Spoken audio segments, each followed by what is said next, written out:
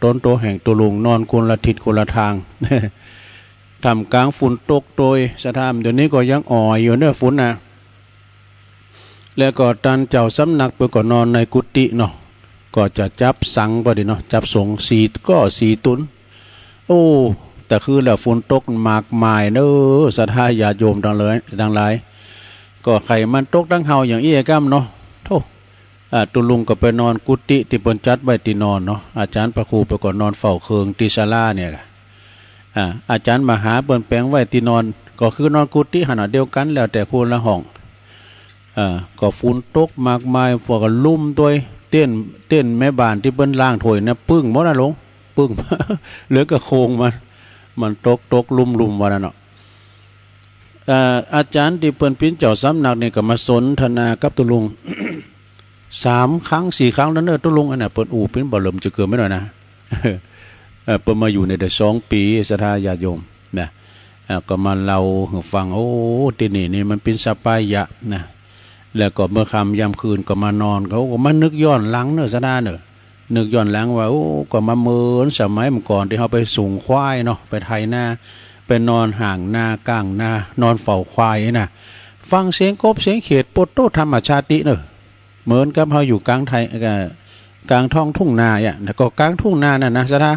เวทนาเวลังกับเป็นกลางตุงกลางนาเปิงว่าทุ่งเศรษฐีเด้แต่ว่านี่ก็ไปพอเพื่อรถเกี่ยวเข่ามันอย่างนั้นรู้ได้เพื่อก็เกี่ยวเข่าอย่างรถแท็กเตอร์อย่างรถแมคโครนะตีนตะขาบนี่มันก็เกี่ยวเอาเข่าไปเนี่ยแล้วก็เดี๋ยวมันดูดออก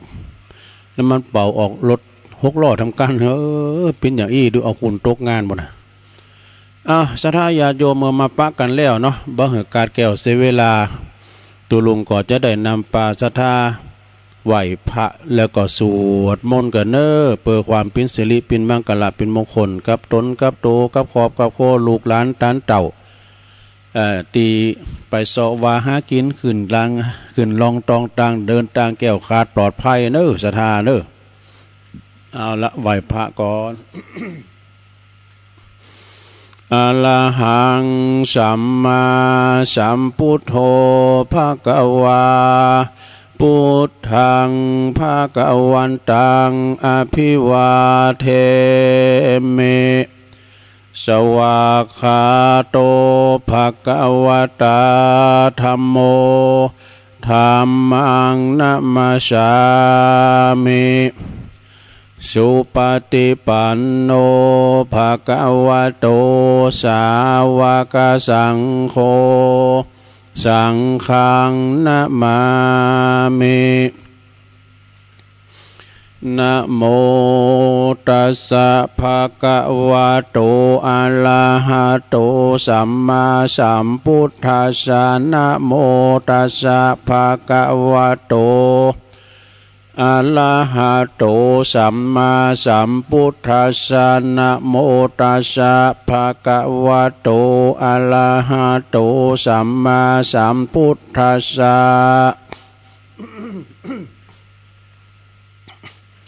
อิติปิโสภะคะวะอะระหังสัมมาสัมพุทโธวิจาจารณะสัมปันโนสุขโตโลกวิตู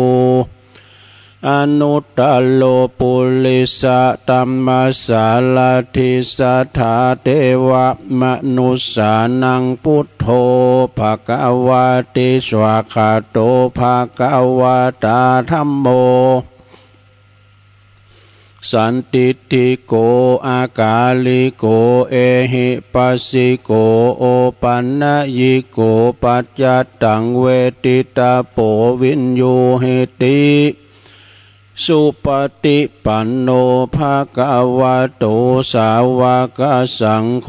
อุจุปฏิปันโนภะคะวะโตสาวกสังโฆยายะปฏิปันโนภะคะวะโตสาวกสังโฆสามิจิปฏิปันโนภะคะวะโตสาวกสังโฆญาติตังจัตตาลิปุริสยุคานิ อัฏฐปุริสปุคลาเอสะภะคะวะโตสาวกสังโฆอาหุนยโยปะหุนยโยตักขินยโยอัญจลิกาลนิโยอนุตตลังปุญญเขตังโลกัสสติจะยันโตโพธิยามุเลสกายานังนันทิวัตโนเอวังตวังวิจัยโยโหหิจัยยสุจัยยะมังคะเลอปัลลาจิตะปัลลังเกสีเสปัทวิปุคะเลอภิเสเกสัพพพุทธานังอากาปโตปโมทติสุนักตังสุมังคลังสุปปะตังสุโหติตังสุขันโนสุมุหุโตจะสุยิทังพระมัจจาลิสุปัทขินังกายกัมมังวาจากัมมังปัทขินังปัทขินังมโนกัมมังปณิทิเตปัทขินาปัทขินานิกัตวานะละพันตเถปัทขิเนสัพพิติโยวิวาจันตุสัพพะโลกวินาศตุมาเตภวัตวันตลายโยสุขิติกายุโกภวะอภิวาตานาสิลิสานิจังวุตาปัจจายโนจัตตารโอธรรมาวทันติอายุวันโนสุขังปะลังเอาแล้วศรัทธาญาติโยมต่างหลายตุลุงก็ปินเก้าปินโหนำสวดมนต์ไปปินตีเรียบร้อย ก็ขอกุณพระติตไลรัตนะผ่านแผ่วพระแก้วเจ้าทั้งสามประการจุงได้ดลบันดาลมาปกป้องคุ้มครองรักษายังวัดวาอารามข่วงแก้วทั้งสามครูบาอาจารย์พระมหาเถรานุเถระตันเจ้าคณะพระสังฆาธิการพระสงฆ์องค์สามเณรเจ้าอยู่กับวัดกับวามีสง่าราศีนะงอกงามไพบูรณ์ในพระพุทธศาสนาอยู่กัมจูปูจาโปรดแผ่เมตตาศรัทธาญาติโยมเป็นเนื้อนาบุญศรัทธาสักการะปูจากราบไหวเนาะยึดเหนี่ยวจิตใจเปิ่นมาตานขันข่าวก็เอวังโหตุนะเปิ่นมาทำบุญวันเกิดก็เอาลูกเอาเต่ามาทำบุญวันเกิดก็มัดมือเปิดความเป็นสิริมันมีความผูกพันกันนะศรัทธาญาติโยมก็เหมือนกันเนอะพอออกไม่ออกนะขอให้มีสุขภาพพลานามัยสมบูรณ์แข็งแรงมันบ่มีหยังเต่าสุขภาพนะลงเด้อการเฮากินข้าวลำกินน้ำลุงสภาพร่างกายของเฮาสมบูรณ์ปลอดจากโรคภัยไข้เจ็บบ่เจ็บปิ้นหยังสักอย่างนี่นะเนาะเปิ้นกินได้กินเปิ้นทานได้ทานเปิ้นไปได้ไปมันโมนแล้วก็มันเริ่มเป็นร่างกายเฮาสมบูรณ์นะเจ็บป่วยเมื่อไข้มีโรคภัยไข้เจ็บมีโรคเกาต์เบาหวานไขมันมีความดันความเด่นอย่างนี้นะโธ่เหมือนเปิ้นถูกเลขหวยกันวะ เนาะอยู่ดีมีสุขแล้วก็ขอปิ่นกำลังใจให้กับอีปออีแม่ที่เดินเหินไปไหนมาไหนบ้านใดติดต่างติดเตงก็ขออีปออีแม่เอาวิทยุปิ่นกูปิ่นกิมฟังน้ำฟังธรรมไปในโรงเด้อผ่อนคลายนะปรุงวางอย่างต่างๆหมดเนาะสภาพร่างกายเฮาก็ไปตามสภาพนะมันมีเหมือนกันหมดอะอย่างตัวลุงอุ่มว่านะเนาะจำว่าน่ะเกิดแก่เจ็บตายมันบาปุ้นไปไหนมาถึงประสบพบเจอเหมือนกันหมดว่าเปิ่นว่าโตเพียงแต่ว่าเฮาทำอกทำใจเนาะเฮาเกิดมาแล้วเฮาบ่คือมันใหญ่เอามอกป้อเนี่ยเอามอก17 18นี่เอาเฒ่ามันแก่นะมันก็ปีนไปบ่ได้กันใหญ่หน้ากาบ้านเจริญวัยถึงเวลาวัย40 50ไปแล้วเอาแล้วโลกมันก็เริ่มมาแล้วเนอะอย่างตุลุงเนี่ยสวนี่กดตะลูกนี้คุณลุกขึ้นอย่างโง่มันบุ่นบ่ได้ซะถ้าเฮาต้องรับสภาพเนาะสภาพร่างกายของเฮาอิดโรยแล้วโหยโรยแรงไปนะมันก็อ่อนเพแรงไปเฮาต้องทำอกทำใจนะว่าเปิ้นว่าโตจะไปเจ็บเนอะมันก็ยังเจ็บอยู่หัวเข่าเนี่ยนะ ต้องกินยุกกินยาไปประคับประคองมันไปเนื้อลงเนื้อร่างกายของเฮาเนี่ยประคับประคองมันไปมันใจมามึนมันก็เจ็บหน่อเป็นธรรมดาเนาะแล้วก็จะไปคือมันแก่เนี่ยมันก็แก่มันก็เจ็บมันก็ตายไปคือเจ้าได้ก็ตายเจ้าอันเปิ้นก็ตายเฮาก็ตายลงเอ้ยเนาะทำคุณงามความดีแปลงน้ำตาหุ่นตังแปลงแค่แปลงหยังสองหุ่นตังไปต่างหน้าเด้อเนาะวันนี้ว่าได้อู่เอิญตั้งสถานีเด้อนอกสถานตีขอสุมาโดยเน้อสำหรับสถานีที่เฮาได้อ่านได้เอิญกูเตอความจริงก็เอามาเหมือนกันนะแต่ที่ว่ามันลืมว่าที่นอนเปลือที่นอนพุ่นน่ะเอาแผวละอันละข่าวสารงานบุญก็เอามามาถึงนี่มันจะไก่นะลงเด้อโชงสนามบอลน่ะตุลุงเตียวมานี่นะที่ศาลานี่นะไก่มาละฝนตกเสีย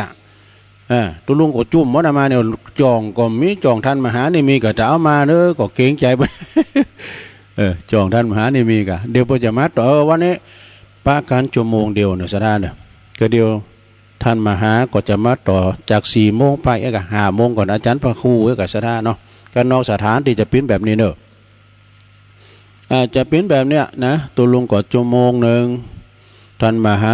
สมชาติก็ชั่วโมงหนึ่งอาจารย์พระครูก็ชั่วโมงหนึ่งกะแล้วก็มามาจารย์นอกสถานที่ก็ได้เอาข่าวสารงานบุญมาโดยสักกรรมมันอยู่ในหลังเปาะหน่อยฮะบ่ได้เอาวิทยุมาเอิญมันก็มีวิทยุตั้งแต่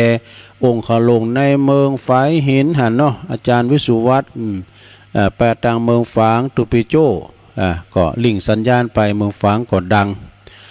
แล้วก็ห้วยตองซักก็ดังพดมาตังแม่แจ่มพดมาตังเวงป่าเป่าหลายคืนเด้อตังเวงป่าเป่าตังลำปางโดยบุญยาวาดโดยเนาะพี่น้องลำปางได้ฟังแต่ยินอยู่เนาะฝนตกดังพี่น้องลำปางถ้าโตกันหมดนะอาจารย์พระครูเปิดมาแปลงคอมแปลงมิกแปลงอย่างเปิดสถานีหือตุลุงนี่เนี่ยเปิดมาเสริมสัญญาณบ้านเฮาฝนบ่ตกว่าตุลุงเนี่ยเปิดหัดพอในอันมือถือเปิดหันมาดูไผขี่รถเข้าไปในโฮงของเปิดเนี่ยเปิดพอในโทรศัพท์โอ้เทคโนโลยีนี่ก็เต้นสมัยได้เนอะเปิดอยู่ในอันตีปุ่นดอยนาเกี่ยวเปิดก็หันศรัทธาญาติโยมทั้งหลายก็บ่ได้เอ่ยตั้งสถานีก่อนเป็นอย่างเนาะเพราะได้ยินเสียงออกไปก็พอใจแล้วนะวันนี้มาพบมาปักกันก่อตะลงกับวันนี้เป็นวันที่7แล้วกันนะศรัทธาญาติโยมทั้งหลายวันศุกร์วันเสาร์วันนี้ละกันเนี่ยโอ้คุณเฒ่าวันนี้วันเสาร์ศุกร์เอาเราเสาร์เอาหน่วยแล้วก็เป็นวันห่างวันดาเนอะวันนี้นะวันที่7นี่เป็นวันห่างวันดาวันที่8ผู้เป็นวันศีลเนอะศรัทธาเนอะแต่ละวัดก็ปากันไปสาเขาจังหันกันวันพระวันศีลในวันพรุ่งนี้เป็นวันพระวันศีลแล้วก็ทำกลางฝนตกเดือนนี้ก็ยังตกอยู่เนอะศรัทธาญาติโยมทั้งหลายตกปล่อยตกหนักหมอกฝนตกสินะแล้ววันศีลหน้านี่เป็นวันสำคัญเนอะศรัทธาเนอะวันศีลหน้านี่ก็ตรงกับวันที่15มันไปตามคำ1 คำกับวันที่1เนี่ย3 คำ8 คำวันพุธก็เป็นวันที่8ด้วยกันนะเดี๋ยวอู่กันวันพุธนี่ก่อนเนาะวันพุธนี่ก็จะมีการวางศิลาฤกษ์นี่ศรัทธาญาติโยมโอ้ตุลุงมหันความเป็นน้ำจิตน้ำใจหนึ่งใจเดียวกันถ้าเป็นน้องศรัทธาบันสันตอนี่นะบันสันตอนี่ก็มีปอหลวงก็หนุ่มแน่นอยู่แล้วก็ปู่โจยก็มสังกาตุเจ้าหลวงเปิ่นก็หนุ่มแล้วตุลุงจะร้ายนะเปิ่นเป็นคนนักลาปริวาสไปเข้ากรรมเข้าปริวาสไปหมดนะในพื้นที่ทางภาคเหนือนี่นะตั้งแต่นครสวรรค์ขึ้น แล้วก็เปิ่นก็เป็นคนไปโอ้ปีนี้ถ้าผมไม่มีโควิดเนี่ยผมก็ไปหลายที่อยู่ตุลุงไอ้เนาะแต่เปิ่นก็อยู่กับวัดกับวานะเป็นเก่าเป็นกันยามมาใหม่ๆนี่ก็คุณก่อมป้อมีหลายเตอนี่นะเปิ่นมากันเตอเอาเข่าเปิ่นพระพฤติดีปฏิบัติชอบสวดมนต์ไหว้พระถึงวันมาได้7 วันเปิ่นมาแจ้งความจำนงจะมาแปลงพระเจ้าหลวงเนาะมีพระเจ้าด้วยนะซะพระสมปรารถนานะประกลางแดดกลางเล่งแล้วก็ มีชัดมีหยังปกป้องนั่นเดี๋ยวนี้ก็หันอยู่หันมานะพระเจ้าหลวงมาได้7 วันมีคนมาแจ้งความจำนงเพิ่นก็มาแปลงมาปั่นคนเดียวมาจากลำปางนี่ก็หาได้มาปั่นคนเดียวแล้วก็ศรัทธาเปิ้นมาหันใส่ก็มาโจยกันว่าศรัทธาโอ้เปิ้นแปลงพระเจ้าศรัทธาก็มาเติมทยอยมาเตือนหน่อยมีแม่เลี้ยงคนนึงขี่รถเครื่องซาเล้งมาอีกว่าตัวลุงสร้างอะไรอย่างนี้นะก็แปลงพระเจ้าเอกเปิ้นบอกนะอันนี้เปิ้นอู่ตัวลุงฟังว่านะอันเปิ้นขอปิ้นเจ้าภาพถึงองค์เลยว่าดูโอ้โหนาบุญเนาะแล้วมาทำกรรมในโปรโตขี่รถอันมาในโต๊ะที่เปิ้นแต่งตัวมอซอไว้เนี่ยปิ้นเปิ้นปิ้นแม่เล้งปิ้นเจ๊ใหญ่ก็มาปิ้นเจ้าภาพเอาเขาก็คุณมากันหนักกันหลายเนอะศรัทธาญาติโยมเปิ้นมีความพร้อมสามัคคีกันดีอันนั้นก็ขอปูจานำจิตนำใจแต่ว่านี่ก็ครูบาดอยนะท่านพระครูปฏิภาณธรรมทินท่านพระครูปริยัติรัตนาโชตนะแล้วก็ตุปีอ้อยเปิ้นก็มาอยู่นี่ก่อนหน้านี้แล้วนะเพราะว่าเปิ้นก็มาพอค่อยดูแลนะการกึดการสร้างเปิ้นก็แปลงองค์ขลงที่จะวางศิลาฤกษ์ศาลาก็มาแปลงเรียบร้อยเนาะศรัทธาแล้วก็ในวันนี้ก็เป็นวันห่างวันดาอยู่ตกวันพุธนี่ก็เปิดโอกาสนะครับศรัทธาญาติโยมทั้งหลายไผจะมาโหมบุญโหมกุศลก็มากันได้สถานที่กว้างขวางเนาะสถานที่ปณิสัปปายะเป็นกลางตุงกลางน้ำคืนฟังกบฟังเขตห้องเด้อเนอะเปิ้นก็จะได้เปิดโอกาสให้ศรัทธามาปูชาแผ่นดงเลิกนะเขียนชื่อนามสกุลวันเดือนปีเกิดเฮาลงไปเบอร์โทรศัพท์ต้องเขียนลุง แล้วก็เฮาก็เอามาจ่อมลุงในเตียนที่เปิ้นวางศิลาฤกษ์นะ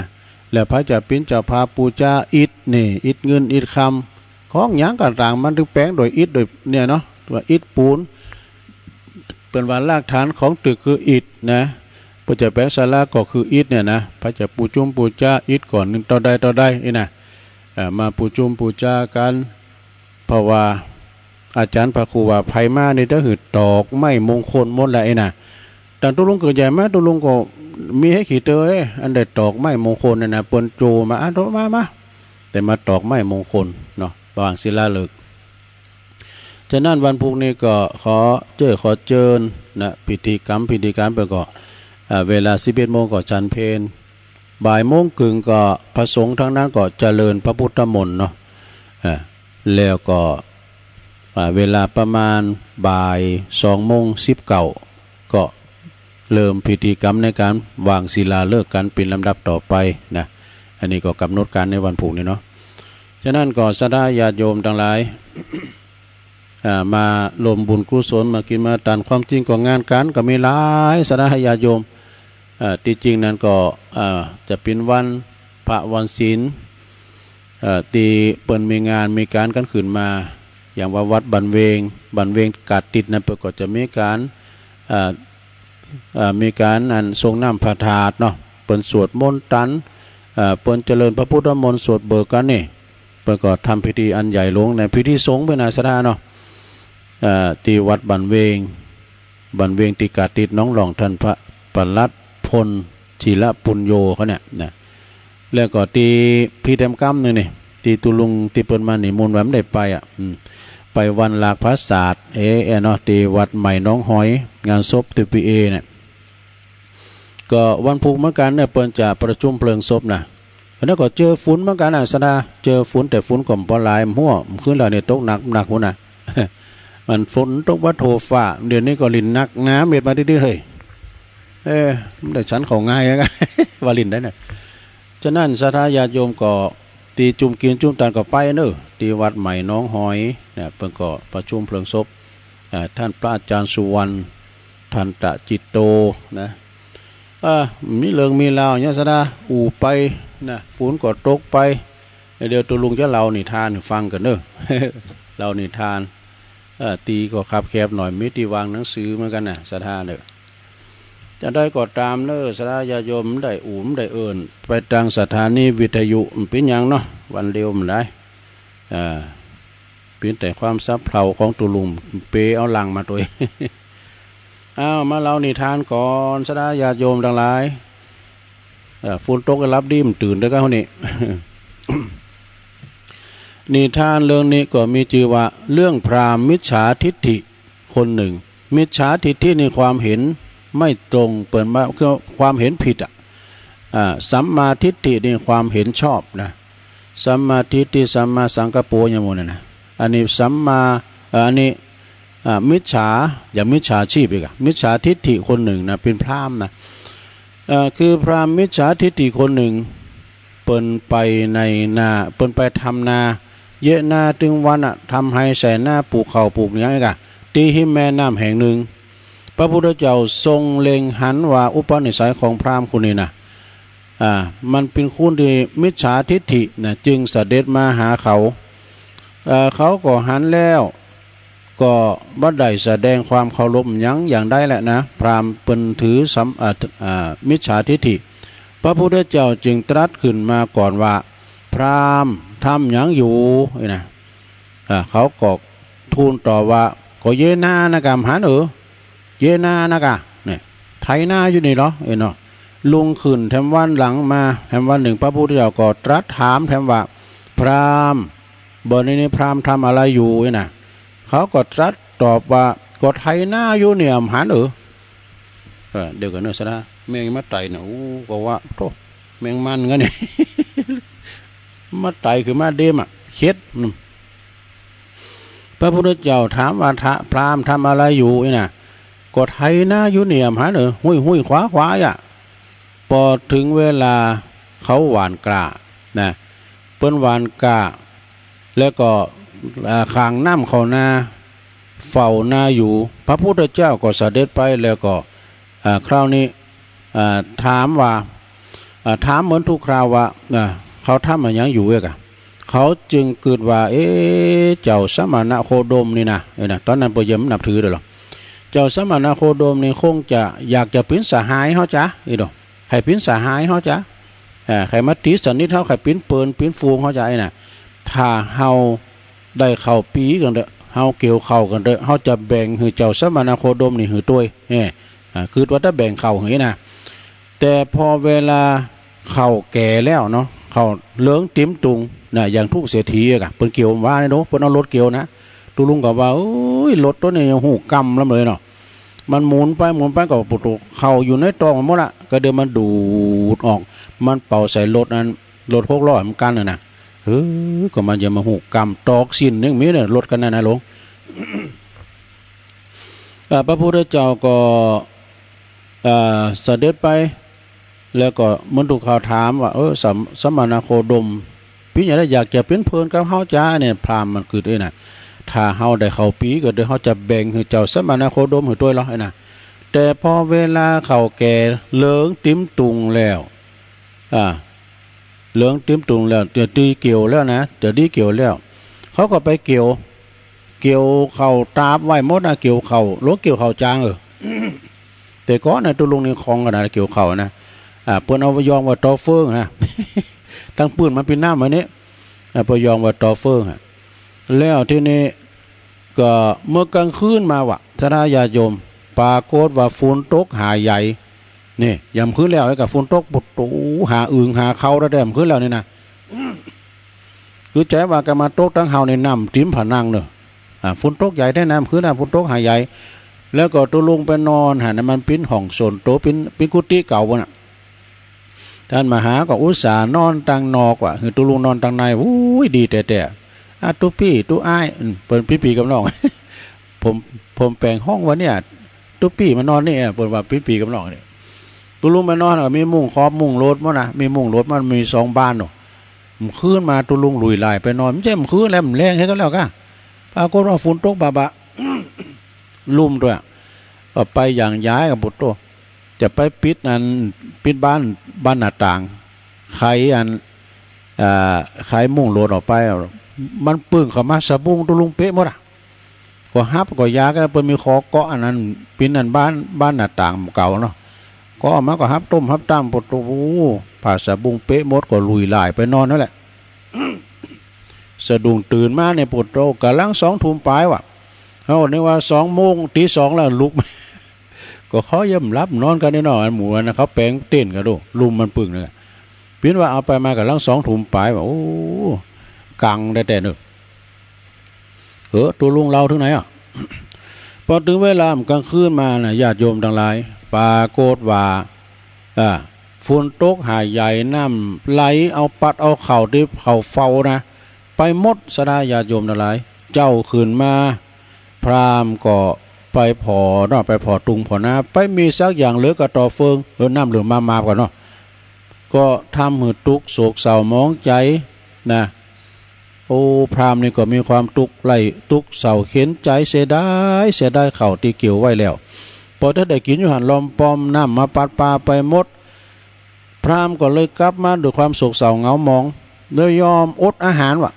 บ่กินข้าวบ่กินน้ำตั้งใจว่าจะนอนตายว่ะนอนหือตาย จะอดข้าวอดน้ำคือมันแห้งตายอยู่นี่ร้อยนะพระพุทธเจ้าก็เลยทรงทราบก็จึงเสด็จมานะเสด็จมาแล้วก็มาที่ประตูบ้านของเขานะตอนนั้นนี่เปิ้นนอนอยู่ห้องนึงนะพราหมณ์นอนอยู่ห้องนึงมาถึงประตูบ้านของเขาแล้วสั่งให้คุณทั้งหลายว่าถ้าว่าสหายเฮามาเนาะเปิ้นว่าเจ้าสมณโคดมนี่เป็นสหายก็เปิ้นจุงน้ำสหายเขาของเฮานี่ไปขึ้นบุญบ้านเด้อ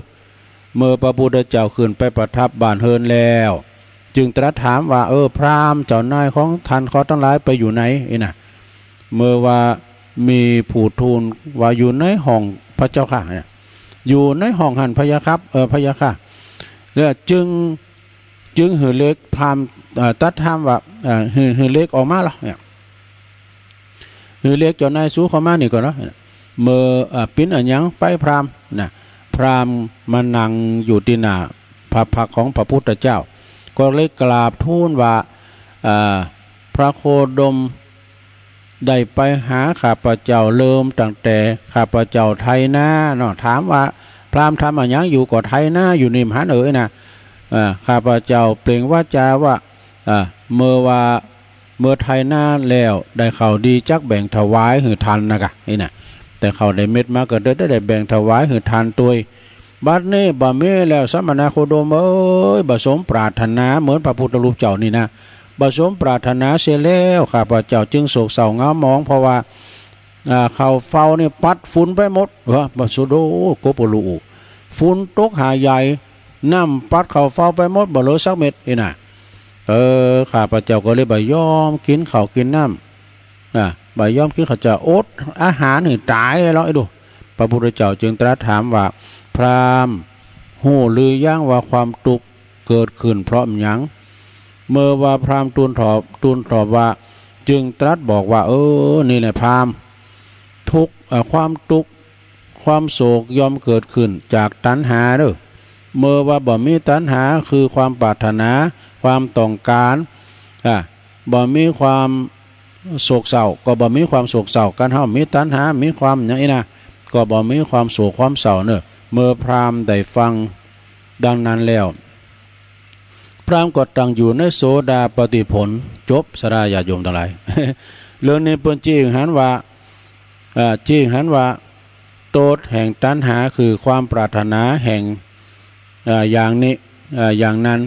หรือความต้องการอย่างนี้อย่างนั้นเนอะนี่จบสดาเพราะโมนสะเทือนเนาะเนี่ยตุลุงก็อูไปเราไปก็ยังงงอยู่นะแล้วศรัทธาแต่งงโดยตุลุงอ่ะเนี่ยเป็นเรื่องที่ว่านิทานเรื่องหนึ่งนะศรัทธาญาติโยมมันถึงเนาะความก่อนนะตุลุงเยไฮนาดอเยไฮนาดอเยเขาเยนานะเวลาว่าเบี้ยเขาจัดงามศรัทธาก่อนนี่ผันนั่งมันไม่ค่อยดีเนาะ ถึงฤดูกาลน้ำท่วมน้ำท่วมหมดเลยมาโอ้เป็นที่ไข่ไห่แต่เดียวนะแล้วเยนาผันนั่งนะเจ้าว่าเยนาผันนั่งนะเยนาผันนั่งคือนาน้ำฟ้าน้ำฝนเนี่ยกะฝนตกมากก็ไม่ได้ปลูกในเยนานะแล้วเด้อกาเข่าเนี่ยพอตกป่องหูจักกาตกป่องโอ้ฝ่าฝนก็อยู่บัดดีมันแรงเลยนะแล้วได้ปลูกแล้วนะเหลือมาปรากฏว่าอันเนี้ยปูมันมาคบเขานะฟูฝุ่นได้ละลงโอ้ปิ้นยอมมาปดแล้วก็คุณเถ่าว่ามันเฮาก็ใจคืนเนาะ คุณถามว่ากันไปหันใส่นะไปหันใส่อันปูมันครบเขานะใครโหใช่ด้วยว่าปนมันไม่ใครโหออกกันเนาะหรือมาแล้วทั้งอย่างนะคุณถามก็จุได้แต่ไปเมื่อก่อนเนี่ยมันไปแพะไปป่าไปเถินเนี่ยนะมันไปปะกระต่ายนะมันพะเล่าหูนะมันกระต่ายมันนอนกลางวันเนาะตัวลุงกับไปป้านะมันนอนด้วยกำปุ้มปิ่งกำปุ้มเป่งเนี่ยนะนอนทำมันถ้าสะดุ้งตัวลุงอะพะเล่าเดี๋ยวโรมาติดอ่ะฟังเดี๋ยวยืนกระเสียงหมาเนาะแล้วมันแผลเนาะว่าก็การหันกระต่ายในป่านะเอาไม้มาบุ๊บนะแข่งตัวเก่าเนี่ยมาดึงไปไหนไม่ได้วะเขาก่อนนึกว่ากระต่ายมันไปไหนไม่ได้พิจว่าเฮานี่กับไปไหนไม่ได้เนาะผู้เฒ่ามันจุ เอาสตาร์ต่อทั้งเรืองนึงนะมีหลายเรืองอยู่เดียวกันเนี่ยพอนาฬิกานะกำลังได้ปลาย35สนะ3 โมงปลาย35ท่านมหากำลังว่าหูกาเนาะก็เดี๋ยวก็จะมาเปลี่ยนกันเนี่ยกะนะเพราะว่าพักสนามนี่ตกลุ่งกันแล้วดอกได้เปลี่ยนกันไปคนละชั่วโมงคนละครึ่งก็แล้วกันนี่นะพานปาโลนะแม่นะก็ตัวลุงเล็งไว้นะอันนี้สิ่งที่วิ่งเร็วที่สุดเอาแล้วอันนี้เป็นอนิทานของตุปิเลินเนอะตุปิเลินเป็นมอบหนังสือนิทานตุปิเลินโชปุณนะเจริญโชติธรรมโมปูนเมืองฝางเรื่องแบบว่าชาวนะหังสะชาดกหรือว่าสิ่งที่วิ่งเร็วที่สุดในโลกคือหยังใช่ไหมหยังที่วิ่งไวที่สุดอ่ะนี่ลองฟังก็คือแสงมันเพราะไข่หันถี่พอตัวหนังสือมันตัวน้อยลงไปหลอดไฟมันมีไกลนะตัวลุงก็พยายามเอาโหตัวลุงเอาสปอตไลท์ในโหก็ย้ำแจงปอด สปอตไลท์ในโต๊ะก็ย้ำแจงปอดด้วยนะณเชตวันวิหารในลงเนอะเชตวันวิหารเนี่ยมันเป็นวัดใหญ่โลนะพระพุทธเจ้าเป็นประทับอยู่ที่หันเพื่อก็เลยตรัสชาดกเรื่องนี้แก่ภิกษุทั้งหลายเปิดบ่หืออยู่ในความประมาทนี่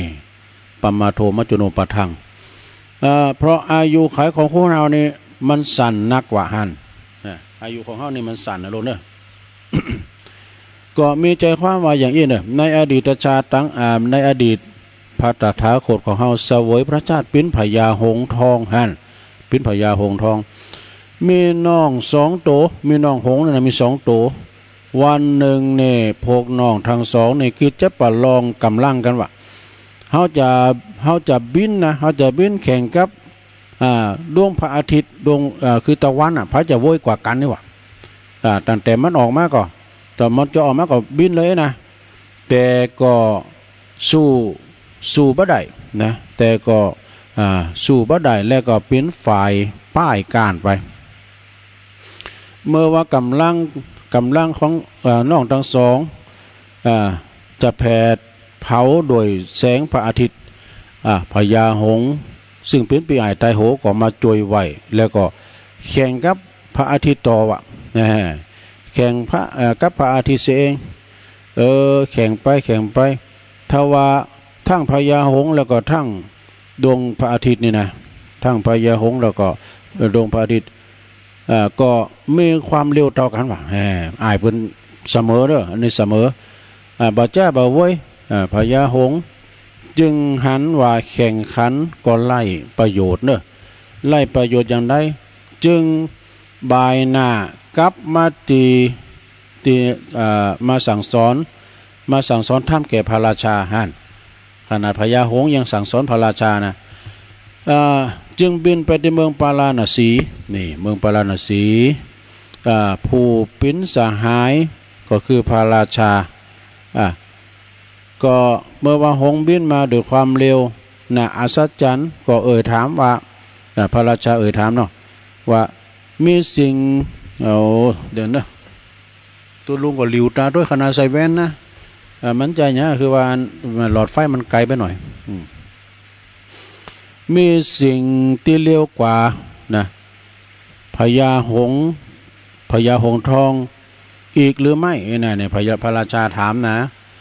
มีสิ่งที่เร็วหรือไม่นะพญาหงส์ทองถามถูกถามเนาะ พญาหงส์ทองพระราชาถามว่ามีหยังติโวยแล้วนี่กว่าพญาหงส์ทองก็เลยตอบว่าอายุไขของมนุษย์เฮานั่นเองนะอายุไขของเฮาเนี่ยตีเร็วกว่ามีความเร็วกว่าพญาหงส์ทองตั้งหลายร้อยหลายเต่าหลายร้อยหลายพันเต่านะตีเร็วกว่านะดังนั้นมนุษย์จึงควรทำความดีแล้วก็บ่ตั้งอยู่ในความประมาทเนี่ยโดยบ่ฮู้ว่าวันใดสังขารของเฮาจะแตกดับไปเนี่ยเพิ่นว่านะซะนะมันบ่ฮู้ว่าวันใดที่เฮาจะได้มื่นตาหันโลกนี่ก่ออีนะเหมือนแม่ครูทองคำที่วังคำเพิ่นว่าคือก่อ โอ้วันนี้ก็มีบุญแถมวันนี่มีลมหายใจแต่กันเนาะมีบุญแถมวันน่ะปีนั้นปึ้งเพิ่นก็ว่าทั้งอย่างนึงปีนั้นปึ้งสารปีเพิ่นว่าโอ้วันนี้อากาศก็เป็นบุญเนอะตัวลุงแต่ก็อากาศทำมีอากาศก็หายใจก็ตายซะนะลมหายใจอยู่ปลายจมูกความตายก็อยู่ปลายจมูกนะต่อมานะพระราชานั่นก็คือพระอานนท์หงส์สองโตหงส์ปีนอกนั่นก็คือพระโมคคัลลานะหงส์น้องแฮมโตนั่นก็คือพระสารีบุตรเนี่ยส่วนพญาหงส์นั่นก็คือเราตถาคตเนี่ยข้อคิดเรื่องนี้เปิ้นก็บอกว่าจุงมันสร้างความดีเพราะว่าสังขารเป็นของไม่จีรังยั่งยืนจะแตกดับเมื่อไรไม่รู้นี่จบสราญาติโยมทั้งหลายอันนี้ก็จบลงไปนะเปลี่ยนนิทานกล่อมนะของตุปีเลินเดี๋ยวกันเด้อตุปีขีดไว้ก่อนตัวลงขีดไว้ก่อนตุปีเลินเป็นมอบหือตัวลงเดี๋ยวกันเด้อแล้วเนี่ยมีอยู่นะโยมนะเดี๋ยวได้อู่เริงอันนี้มันมีในธรรมมั้งเลยตัวลุงว่ามันมีว่ะแต่อู่เริงจะเล่าเริงอันนี้กะเริงอย่างตุเริงตีหงกับเต่าเนี่ยมันกราบกันไปนะมีแต่หองอันนี้นี่มันมีในชาดกเนื้อชาดาเนี่ยที่ตุลุงเรากูเตือนนะกะจะมาลืมหัวชาดาได้ฟังนะจะมาลืมหัวชาดาได้ฟังถึงไหนมันมีเรื่องเล่านะสระญาติโยมทั้งหลายมีเรื่องเล่าไว้พระภิกษุเรื่องธรรมดาเถระเจ้านี่เจอละหลงเจอละตัวลุงนี่มันสมเด็จมันก็เอาไว้พิษนะพระโควิดใช่ไหมพระโควิดแต่ไม่อยากตุลว่าไปเลยอยู่มาเดี๋ยวเราพระโควิดพระโกกาลิกะพระโกอะไรเอาไม่ลงไข่โหมได้ลงไข่เคสเนอะไข่เคสพระโกกาลิกะนะมาโควิดเป็นมีอะไรพระได้เสียชื่อเนาะเด็กชายโควิดอีกมีเรื่องอย่างนี้นะลงเนี่ยในวันหนึ่งพระบรมศาสดาประทับอยู่ณที่เชตวันวิหารนี่ยังแขวนหน่อยตัวหนังสือมันใหญ่นะอันนี้ของท่านพระมหาชาสุชาติสมชาติเปิ้นถวายเปิ้นแล้วเราฟังแล้วก็อย่างนี้นะตัวลุงเราเสื้อซ้ำแล้วเนาะเปิ้นถวายตัวลุงมีอยู่ครั้งหนึ่งพระบรมศาสดาประทับอยู่ที่พระเชตวันนะทรงปรารภถึงพระโกกาลิกะนี่ผู้ติดดาบอัครสาวกถึงสารีบุตรแล้วก็ถึงโมคคัลลานะอย่างหยาบคายว่ะสูเขาเนี่ยเป็นด่านะอย่างหยาบคายเลยนะพระโกกาลิกะเนี่ยเป็นด่าอัครสาวกของพระพุทธเจ้าสองตุนนะพระโมคคัลลาสารีบุตรนะด่าเข้าอย่างหยาบคายปรากฏว่าแผ่นดินอาณาหาประมาณบ่ได้ยะจองไว้นะสรุปสูบเอาลางของพระโกกาลิกะนะลงไปสู่อเวจีนรกนี่นำความชิบหายความพินาศวาจาของตนเองแท้นี่เพิ่นบอกว่าพระสัมมาสัมพุทธเจ้าเสด็จสภาภิกษุทั้งหลายเนาะคือหมายความว่าเพิ่นกำลังประชุมในสภาไม่ใช่สภาผู้แทนราษฎรนะธรรมสภาเนี่ยนะในธรรมสภาสาธุเจ้าทั้งหลายก็เมื่อพระพุทธเจ้าเสด็จมาก็ดักกันหมดอย่าเงียบกันแล้วก็ยกมือไหวไปมือสากราบทูลถามเรื่องพระโกลิกะนะพระโกกาลิกะนี่นะ มีความประมาทมีผู้มีความพินาศด้วยปากมันปากบดีนี่นะคือปากบดีด่าเปิ้นอย่างนี้กะผู้มีความพินาศเพราะปากแล้วก็เมื่อมีแผ่นดินหูบสูบลงไปปากเพราะปากเนอะเนี่ยพระสัมมาสัมพุทธเจ้าจึงตรัสอดีตเนี่ยมีอดีตนั่นลงเนี่ยมีในอดีตการคือจัดแล้วปังหลังพระโกลาลิกะนี่นะพระโกลาลิกะนี่ครั้งหนึ่งมานพนะครั้งหนึ่งมานานแล้วได้มีเต่าตัวหนึ่งเนี่ยจัดแล้วเปิดปิ้นเต่าเนาะซะได้เนอะปิ้นเต่าตัวหนึ่งอาศัยใส่อยู่ที่สระน้ำแห่งหนึ่งนะเมื่อถึงฤดูกาลแห้งแล้งของสระน้ำนั้นบ่มีน้ำแห้งขอดหมดอ่ะเมื่อน้ำบ่มีแห้งขอดเต่าตัวนั้นก็ไปอาศัยอยู่ในพงหญ้านะอันอยู่ในสระนั่นแหละนะปิ้นตีกำบังแดดไว้นะอยู่ซุกอยู่ที่หญ้า มีอยู่หันวันหนึ่งนะได้มีหงส์2 ตัวมีหงส์ที่ทรงพลังนะ2 ตัวบินมาจากป่าหิมพานต์เนี่ยมาเร็วมาโอ้ปรากฏว่ามาปะตีน้องน้ำแห้งเนาะมาปะตีน้องน้ำแห้งปรากฏว่าสัตว์น้อยสัตว์ใหญ่ตั้งหลายเกยอุดมสมบูรณ์เนาะสระน้ำนั่นนะแล้วก็ปรากฏว่าจะเป็นโดยการเปิ่นตัดไม้ทำลายป่าก็จะได้บ่ฮู้เนาะน้ำที่เคยอุดมสมบูรณ์ก็แห้ง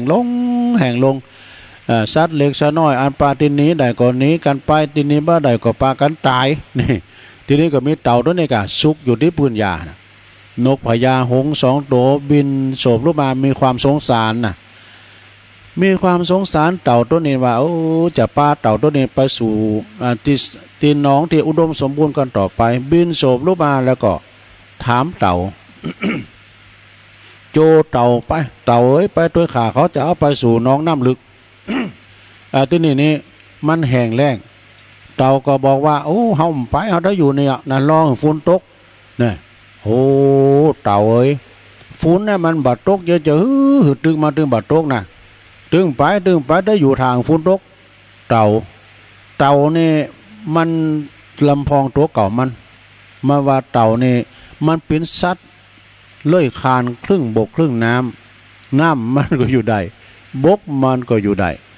เต่ามันต้องโกมาครบเวลาหมาแต่ครบมันอ่ะมันจะโหดตีนหมาก็เยอะอย่างมันได้นะยิงเต่าตัวนี้มันกึดว่าจานแล้วสมัยก่อนนี่ปู่เขามานี่วิ่งเอาชนะกระต่ายได้เนี่ยมันซ้ำลำพองตัวมันอ่ะตื้มหนีไปไหนจะอยู่เนี่ยเอ้ยไปนะหงเนอะ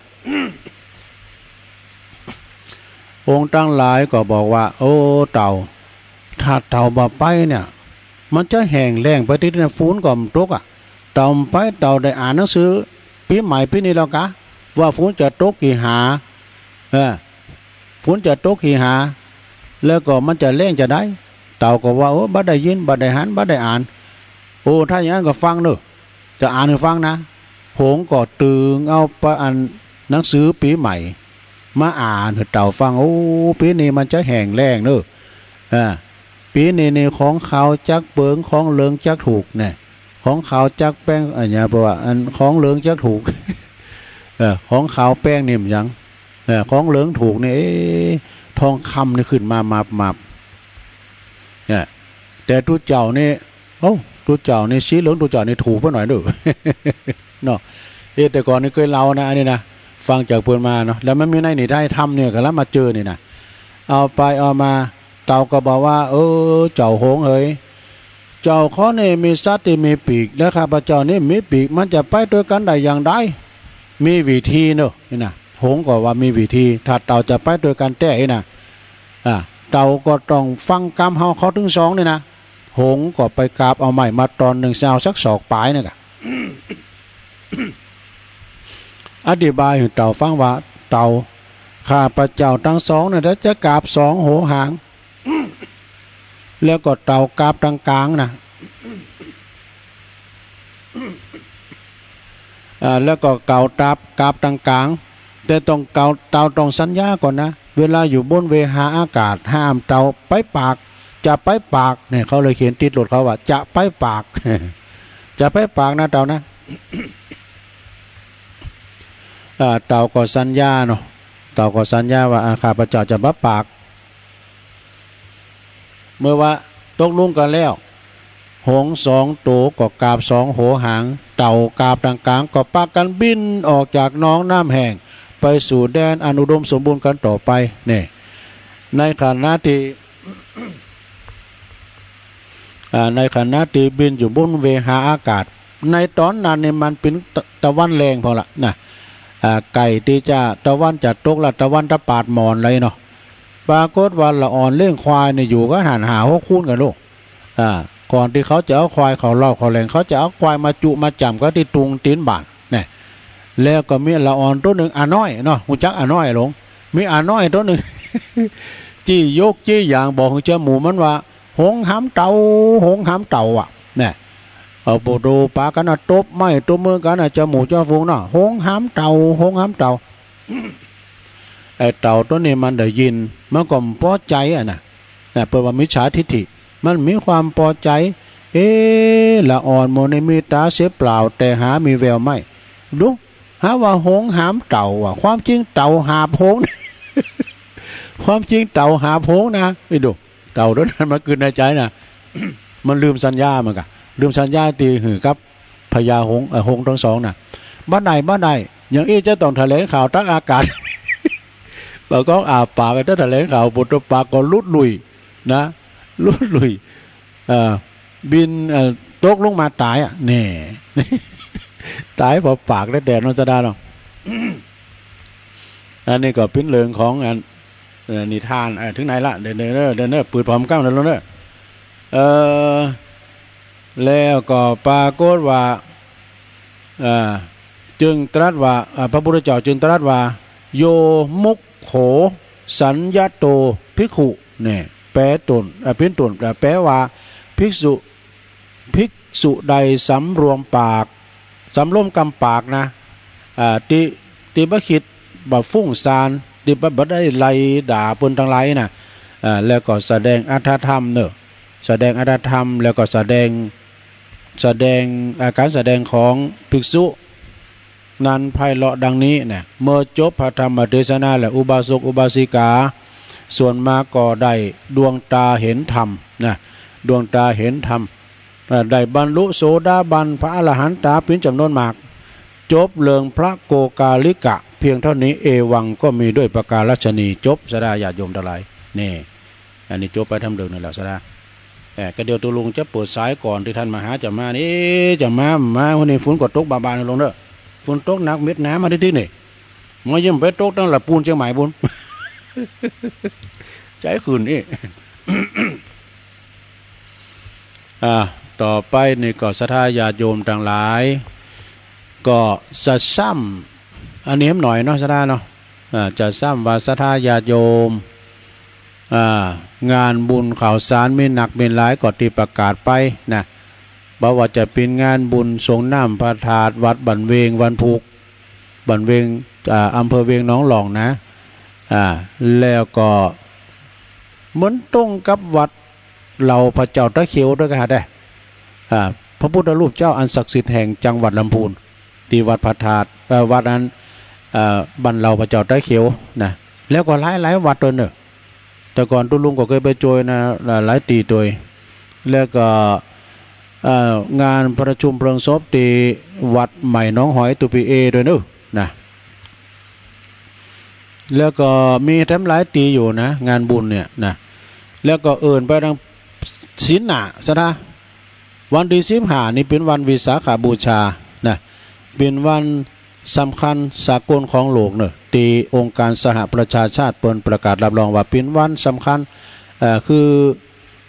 ของโลกเลยนะซะนะญาติโยมทั้งหลายนะเปิดซักเสริญเยินยอเปิดปูชาคุณของพระพุทธเจ้า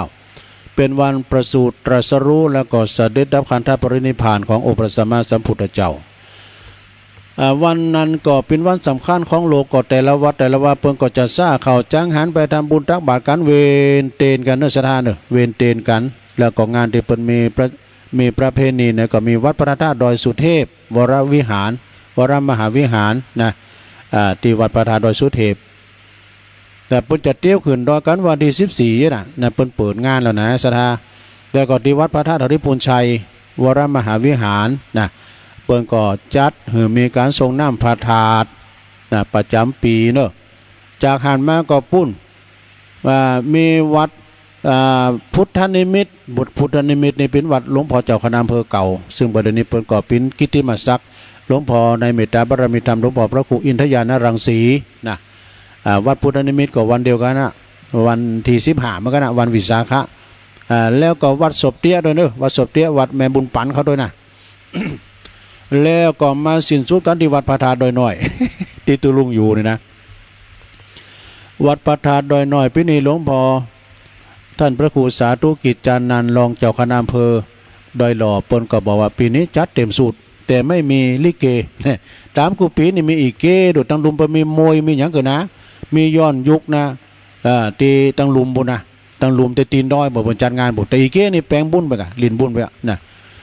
แล้วก็ปีนี้เปิ้นก็เลยจัดติมสูตรแต่ไม่มีมหรสพแต่มีสืบโหราจตาศรัทธาจะมาสืบจตาก็เจอเนอะสืบจตาหลวงพระสงฆ์จำนวน21รูปนะประสงค์พิธีแล้วก็ตอน9 โมงก็จะมีการยกยอดชัดซุ้มประตูด้วยเนอะยกยอดชัดซุ้มประตูที่เปิ้นบูรณะให้ใหม่นะแล้วก็ทรงน้ำพระธาตุตลอดวันอันนี้ก็แจ้งบอกถึงศรัทธาญาโยมไปรวมทำบุญกินต้านกันเนาะศรัทธาเนาะตุลงพอเวลากันเนอะศรัทธาเนอะโอ้เหลือทำ4 นาทีจะถึง4 โมงละเดี๋ยวก่อนเนอะตุลงจะลองเปิดสายมาก่อนเนอะจะลองเปิดสายก่อนนะศรัทธาเนอะเดี๋ยวท่านมหาจะเตี้ยวมาละมาหุ้มหูนี้ฝุ่นก่อนนะเมตรบาติติเนี่ยนิมนต์นะครับเนอะท่านมหาเนอะมันไกลกันนะศรัทธาทรง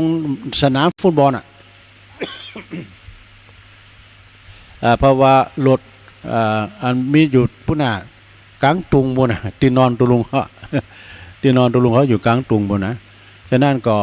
เดียวท่านมหาจะมาต่อนะศรัทธาเนอะเดี๋ยวกันเนอะเจริญปอนฮะฮัลโหลยายพรกะ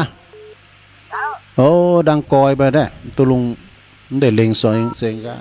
สายซ่อนอะไรเนี่ยฝนตกเหรอยายพรฝนตกเหรอ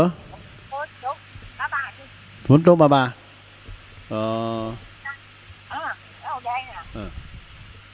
เดี๋ยวกันเนอะเสียงมันดังกอยเลยตอนนี้ก็ตกแน่นหนาเนอะตกจัดหลายเนอะตอนนี้นะเดี๋ยวนี้ก็ยังดินบ้าอยู่จุ่มยินดีแท้ว่าก็ตกเสียงยายพรดังกอยพอตุลุมได้เล็งเสียงอะไรมันสั่งแล้วถามว่าสายซ่อนไหมนะมันเล็งเสียงบ่ได้นะสายมันซ่อนมา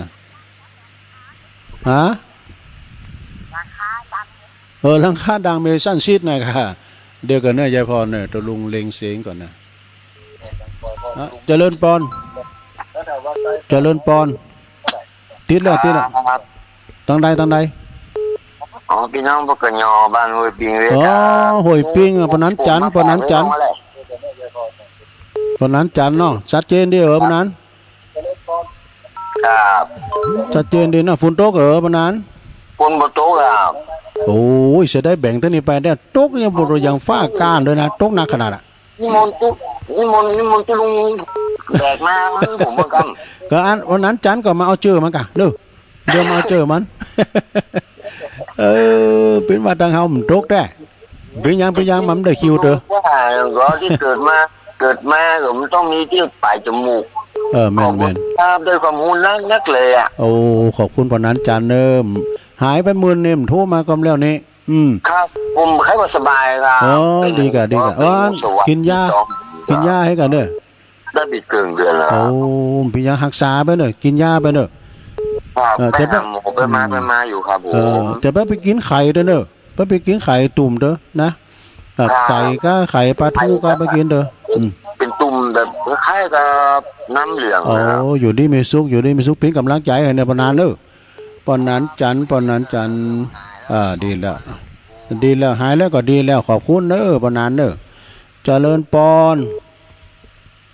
ว่าเจ้าตุลุงแสนพรมทุ่งปีไม่วางเนาะอันนี้แม่มาอยู่เตียงแม่ลิงเดียวโอ้ตกแต่ว่า ก่อนเที่ยงคืนนี่นะตกมาเดือนนี่ก่อน โอ้แม่เดี๋ยวนี้มาอยู่ด้วยร้านแม่ริมนี่เนาะ จ้า อยู่หันฟังชัดเจนนี่เนาะ ตกเงินขนาดจ้าชัดเจนดีกันจ้า เป็นว่าฝนตกตั้งแม่ริมก่อนแน่นนาเด้อ ตกแดดตกว่า แม่แตงแม่ริม ตกเงิน วันนี้ก็นี้ก็ย่างเด้อนี่ตัวแม่บ้าคุณแม่สุทัศน์เด้อ จ้าสาธุตะเนอตะโลอะไรไปเลยเนาะ สาธุแม่สุทัศน์ดีมูลพี่หยังเตือนหน้าเกินเอาแม่เพนว่าไปเลย เอาไว้สาเจ้าแสงไฟสว่างตาแสงกระบะสว่างใจสว่างตาแล้วแสงไฟสว่างใจแล้วแสงธรรมเจ้าพี่ลุงถ้าจ้างเมืองร้องอย่างนอกเด้อฝนน่ะ โอ้เพิ่นก็จะมีงานน่ะได้วัดตาอันวัดนั้นบันเวงอ่ะคุณต้องนักอ่ะคุณต้องหลายเหรอ ฝนตกหนัก โอ้ นักขนาดนั้นลุง แต่โดยน้อยก็เฮ็ดตกอยู่ก้า เดือนได้ยังบ่ค่อยยังดีเด้ นี่ก็เหมือนกันน่ะนี่ก็ตกอยู่เด้อดีแล้วมันตกก็จุ่มยินได้คือไปแห้งแรงแต่หอยปิ้งเพิ่นว่าตะพุ่นมันโตว่ะอันปานนั้นจันว่าพี่ยันเนี่ยปานนั้นเนี่ยมันจะได้คิวอยู่เจริญพรขอบคุณสาธุแม่เพนขาวเตี้ยคนสู้ชีวิตเน้อตาจ่าง ไม่สาเจ้าตุลุง โอ้เมืองฟังชัยปราการกันเนาะชัยปราการ ตะคืนแล้วเจ้าเจ้านี่บ่ตกเจ้าได้คิวตกหลายเหรอ ตะคืนตกบ่นักเจ้าเจ้านี่หยุดแล้วเจ้าดีกะตอนนี้ย่ำหยุดแล้วเนอะตอนนี้ตกอยู่ วันนี้ตุลุงอารมณ์ดีนะไข้หัวตลอดนะหน้ากากมัน สถานทางบ้านก็ไข้หัวตัวตุลุงเนี่ยมันนั้นนอกสถานตีไหมเนี่ยมันมีอันอย่างสักอย่างอ่ะมันเจ้าไม่สานะเจ้าตุลุงเจริญพรดีแล้วถ้าหันว่าตุลุงอารมณ์ดีก็ขอบคุณหลายๆบางทีตุลุงก็มันมีเป็นวันน่ะกับเวลาอารมณ์ในการจัดน่ะมาเจริญพรยายน้อยมาแล้วเจ้าแต่ว่าเบอร์3มันลุดนะทางการมันลุดทางการพุทยาเนี่ยเจ้าแต่ว่าป้าน้อยเจ้าอู่เลิงโสดที่โตมาฮะก็จะมี30ศักดิ์นะเจ้าเนาะหาไว้ที่โสดยังว่าได้คือนะเจ้ายามีซีนะเจ้าคือต้องโหถึงมันได้ก่อนนะเจ้าต้องทำสิ่งละในขณะปัญญาวิริยะนะเจ้าแล้วก็ต่อมันทองแล้วก็ต่อขั้นสีสัจจะอธิษฐานนิจจาคือแล้วก็ทั้ง3นะเจ้าผู้มีขาทัศะนะเจ้าจำไว้นะเจ้าต้องโหมันคลองแล้วมันจึงได้นะเจ้าวันนั้นมันว่าวันนั้นวันนะเจ้าไปเจ้ายินดียายน้อยเนออยู่ไกลเลยยินอยู่นะอยู่จัดไกลน่ะดูเดี๋ยวยินแม่เขาอู่กันจะทีเนี่ยหอยปิ้งอยู่ตุงโฮจ้างเลยยินจะทีเหรอแม่ชาวลังเขาเนี่ยเลยยินจะทีชัดเจนเนาะฮัลโหลการนมัสการเจ้าตั้งได้จ้ะสีโพธารามเจ้าแม่สุกแก้วสีโพธารามสระปีเนาะเจ้าได้ยินชัดเจนฝนตกเหรอเจ้าชัดเจนดีเจ้าวันนี้ฝนตกขนาดเลยเจ้าโทรถึงกันยกเว้นหอยปิ้งยกวินหอยปิ้งได้ปนนั้นได้ปนนั้นจันชัดเจนดีกว่าดีแล้วจุ่มเย็นนะแม่เนาะขอบคุณแม่สุกแก้วดูแล้วฝนตกกับเจ้าตกอันเดี๋ยวนี้ย่ำได้ดิต้อง11 โมงแล้วนะเจ้าหาใหญ่กำแล้วเนี่ยเจ้า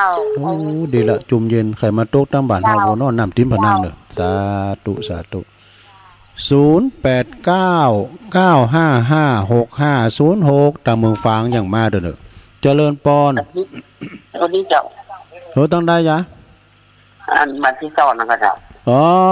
บ้านเจซอนบ้านทิเนาะเจ้าดีแล้วแม่ฟังชัดเจนดีเหรอชัดเจนเลยเหรอฝนตกจะดีฝนตกดีกะโธ่ตอนนี้สบายแล้วได้ใส่น้ำละได้ใส่น้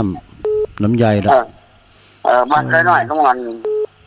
ลุงมันตกอ่ะบ่ฮู้นะตุลุงมานอกสถานที่มาที่นั้นสันตอพี่น่ะ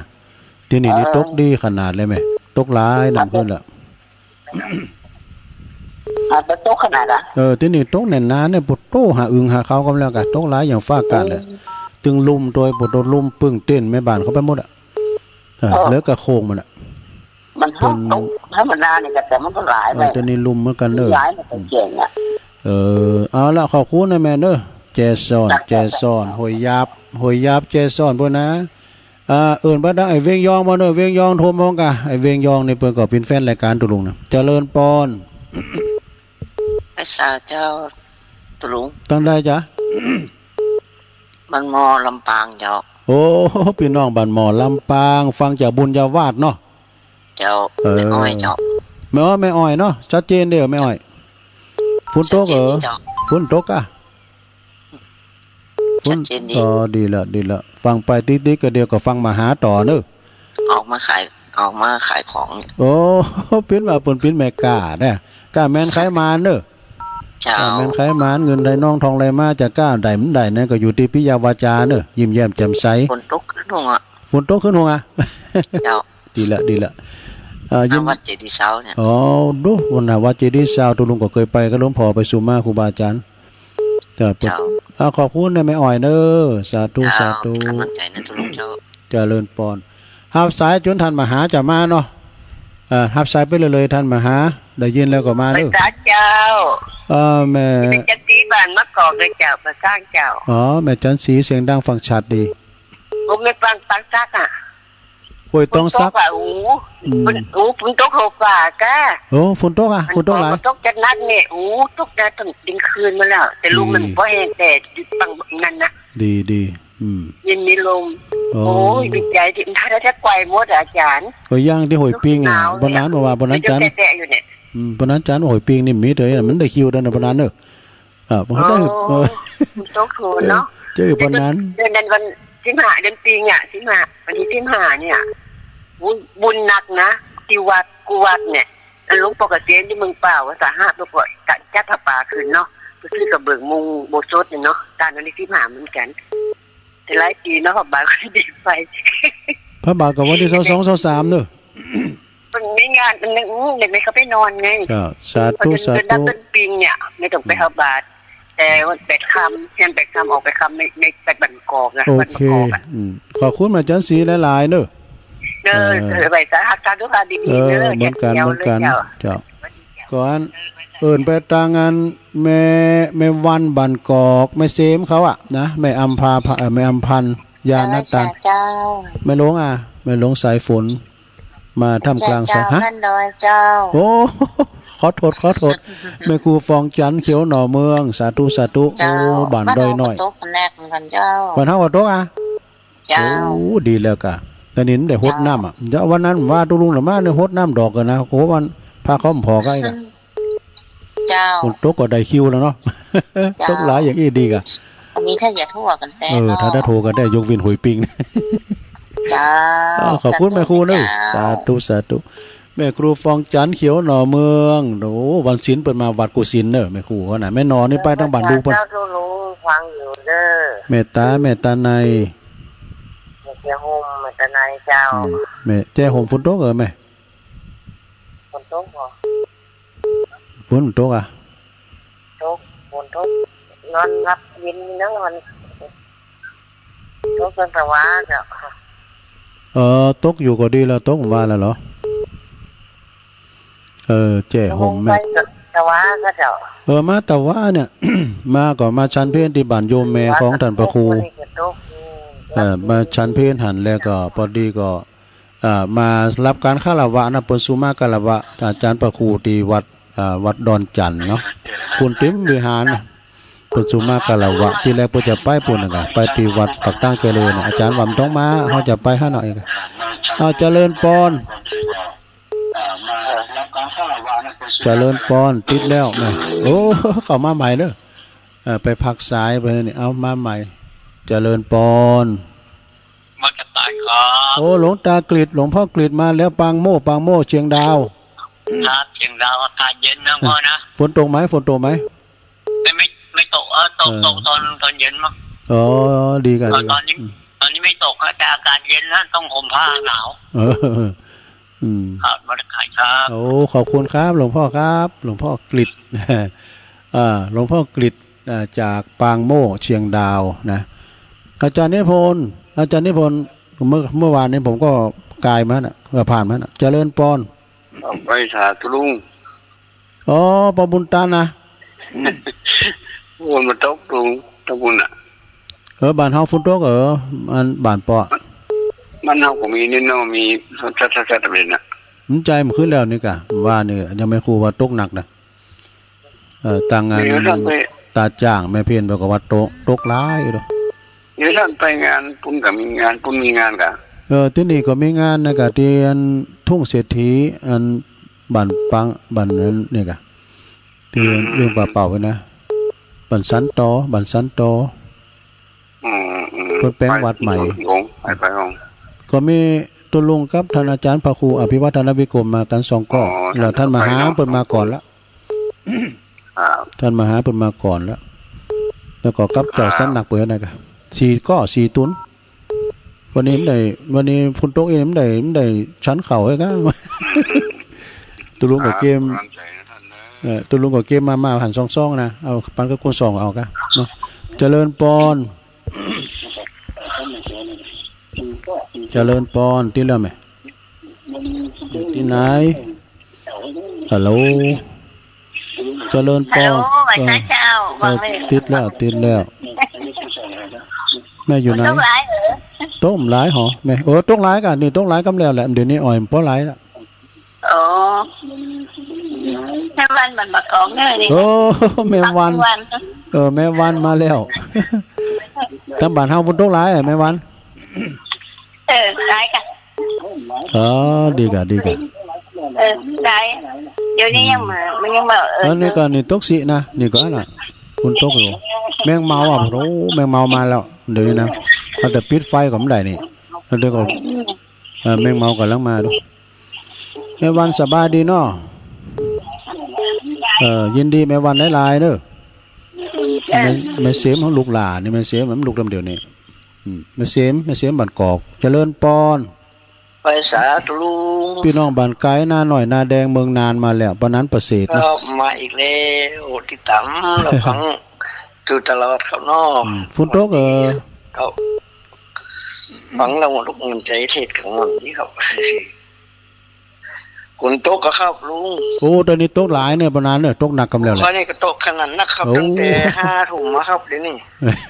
ยังครับอักๆนะครับเฮ็ดถอบแต่หามดีหนอกับเรียนดู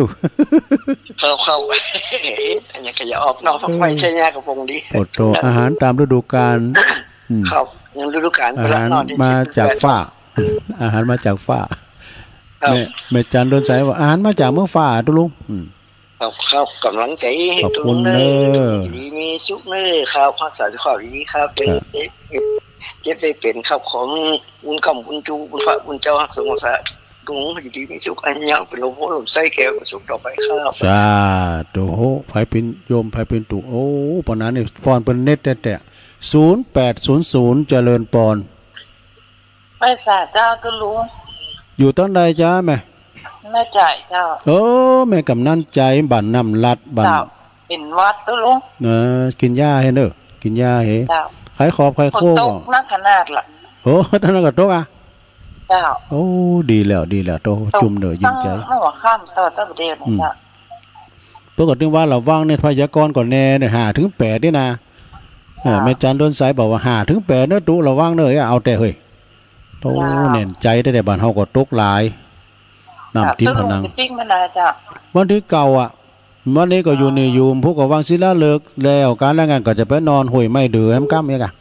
ไปแจกวิทยุไปแจกหยังต่างๆเนี่ยกะพี่น้องปากกยอในหมู่บ้านเปิ้นก็ตุลุงก็เคยไปนะเอาเปิ้นว่าเนี่ยเปิ้นไปไหนก็ไปหันอันนี้เอามาโดยเปิ้นนี่เนาะยินดีแม่ใจเด้อบุญรักษาเด้อแม่ใจนี่เพิ่นขายโคปืนเฮินตัวนี่นะก็ระมัดระวังนะใส่แมสได้แม่เด้อเจริญปอนครับเจ้าตุลุงแม่แจ่มมาแล้วแม่แก้วทั้ง3แม่ขันแก้วเนาะจ้าแม่ขันแก้วว่านี่เปิ้นใส่ก็ได้บ่ยายพรตุลุงกันแม่บ่ได้โทรไปปีนหยังก็เปิ้นฟังก็ดีใจแล้วตัวแทนพี่น้องแม่แจ่มจ้าว่านี่ปดตุ้ยแม่อู่กำเดียวเลยกะแต่มีงานวัดพระชันดน้อยเนี่ยเนาะเดิน8ปิ๊กนี่กะแม่ชิ้นหนาเนี่ยกะชิ้นหนาวันนั้นปล่อยมันมีโอกาสที่เป็นได้ขึ้นยังปีนยังแหละเรื่อง เพราะว่าเจิกละอ่อนแถมโอกาสหน้าเนาะ โอกาสหน้าปีหยังเมื่อใดก็ได้ปีหยังปีหยังอ่ะยินดีเลยยินดีเนี่ยว่าปนูกำเดียวไว้กับดูอาจารย์เน้นหลักกับ เจเอาอ้วนึกว่าแม่นึกว่ายายพรเป็นใจว่าก็ฟังหูอยู่นี่ชัดเจนจะดีอ่ะพุทโธเจริญปอนฮับซ้ายจนทันมหาจะมาเด้อเจ้าได้ยินหันมากำนะเจริญปอนกับไหว้สานมัสการโอ้ไหว้สาสายบุญมาแล้วอาจารย์สมเพชรปัญญาโนเอาสถานที่ครับพื้นที่โอ้นอกพื้นที่เนี่ยกลางตุงว่ะกลางทุงเศรษฐีว่ะละว่าดอยน้อยฝนตกเหลือคืนไหลไปอยู่ในนู้นนะสังทุเจ้าที่อยู่วัดดอยน้อยนี้เนี่ยนำเจ้าถ่มดอยนะรถตายนั่นละกะนั่นปิ๊กเป็นอะไรครับปิ๊กอะไรกะอันนอนนี่ทำขึ้นบื้อกันแล้วก็ครับไม่อยู่แถวไหนแล้ววัดนั่นไหนที่จะไปวัดศิลาฤกษ์ตำบลบ้านโป่งนี่นะอาจารย์ครับอ๋อบ้านโป่งโป่งทีวีนี่ก็ครับแม่ไหนกันฮะเนาะแม่น่ะไปอยู่ด้านในแหละน่ากับเปิ้นแป้งใหม่ครับโอ้ครับครับขอบคุณครับสุแม่ไปเหมือนลมจ่องมันมีกระไดอะไรอย่างตัวลงเอาไปที่นั่นเลยครับวันนี้แป้งใดครับวันนี้เจ้าหลวงพ่อออกโรงพยาบาลครับโอ้ดีแล้วโอ้อยู่ดีมีสุขหลวงพ่ออยู่ดีมีสุขเร็วเราเอาไปเอกชนมันบุยครับตัวลุงโอ้โธ่ก็เงินเปิ้นตึงเนี่ยมันจะยืดเยื้อไงครับมันจะยืดไปถ้าไปสนดอกมันจะยืดเยื้อเลยไปเตียนครับมันสนบอกมันนักมาเจอว่ามีเนาะแต่ต้องพิเศษเลยไปลานนาอย่างเขาได้ห้องพิเศษแล้วก็ได้เฝ้าตัวครับโอ้ดีแหละพุทโธนี่ครับเปิ้นสบายดีสบายสร้างมาลุงเรืองสักกี่อย่างนี้นะครับเนาะครับแค่เงิน2วาสนากำการเงินแค่ 2-3 แสนโอ้เอาชีวิตมาเป็น10 ล้านแม่น่ะโธ่แต่กะครับแม่นครับน้องเนาะถูกต้องเลยครับถูกต้องส่วนต้องเป็นอะไรครับโอ้แม่น่ะว่าถึงหลวงพ่อจะมีเงินถึงล้านแสนเฮาจะมีต้องสิตั้งใจแต่กะครับเนาะครับโอ้ยผมว่าวันนี้จะเอาไปไม่ออกแล้วครับโอ้อนุโมทนาบุญเลยอยู่ที่มีสุขเลยว่าผมก็เตรียมสถานที่คือคนลงใหม่แล้วครับเนี่ยครับวันนี้เป็นวันดีนะครับเนาะวันดีครับวันดีเลยครับวันเสาร์ครับจะขึ้นนอนวันนี้ครับมาสิขึ้นนอนลงใหม่หรือว่าจ้างเตรียมอย่างนี้นะครับโอ้วันนี้พักผ่อนวันสู้ซบกับงานซบนะหน้ากาพุทโธอันใดก็ดีไปอาจารย์ตะกูก็เนี่ย3-4 วันเนี่ยคนเล่าวัน92ตายเป็นโควิดผมได้ไปเผาลงเหลือนี่น้ำตามันจะดีโป๊ะคนเล่าก็ว่ากวาดแท้ดูโอ้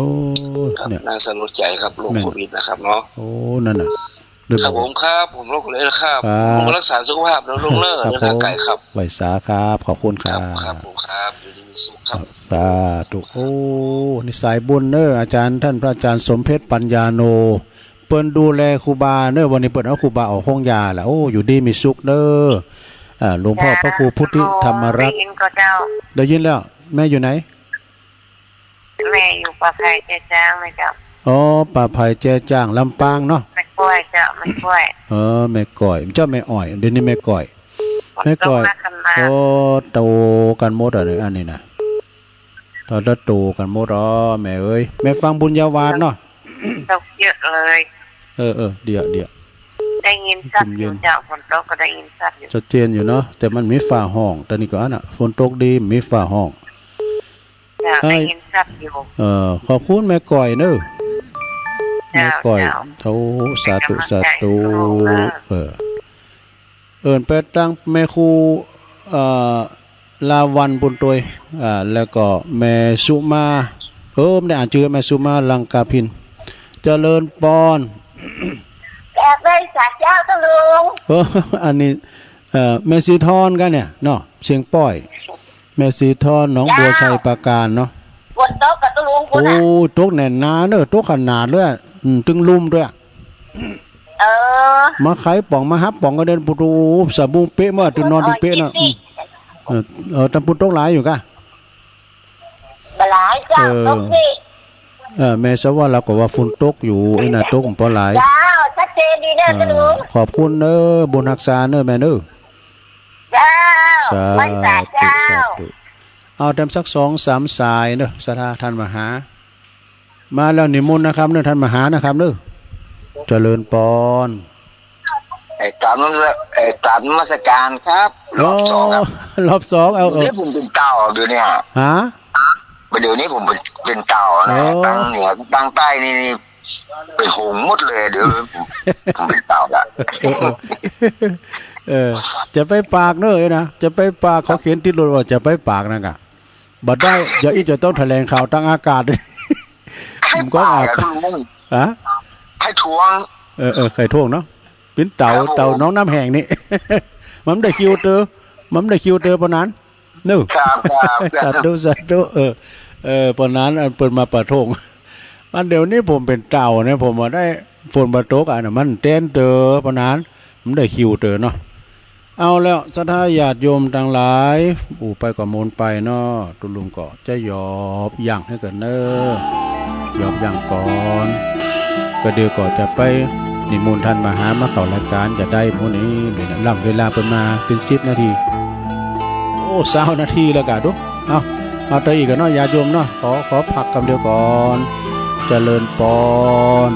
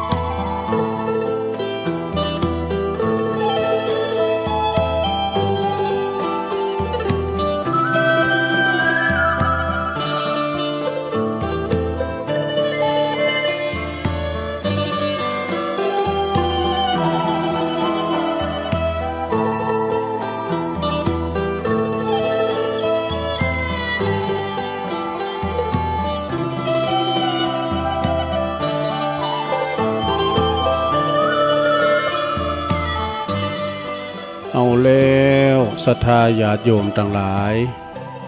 ตุลุงก็ลืมหน้าลืมหลังนะครับว่าตุลุงก็เอาถึง2 ชั่วโมงเนี่ยเนาะแล้วก็5 โมงก็อาจารย์พระครูจะเข้าท่านมหาสมชาติชาตปัญโยจะมาเข้าปุ้นตอนเวลา6 โมงปุ่น6 โมงถึง7 โมงปุ่นเนาะจากนั้นก็มีอย่างก็ว่ากันไปก่อนเนอะศรัทธาเนาะประคับประคองไปจนถึง5 โมงอาจารย์เปิ่นเอิ่นมาบอกว่าตุลุงจัดไปเรื่อย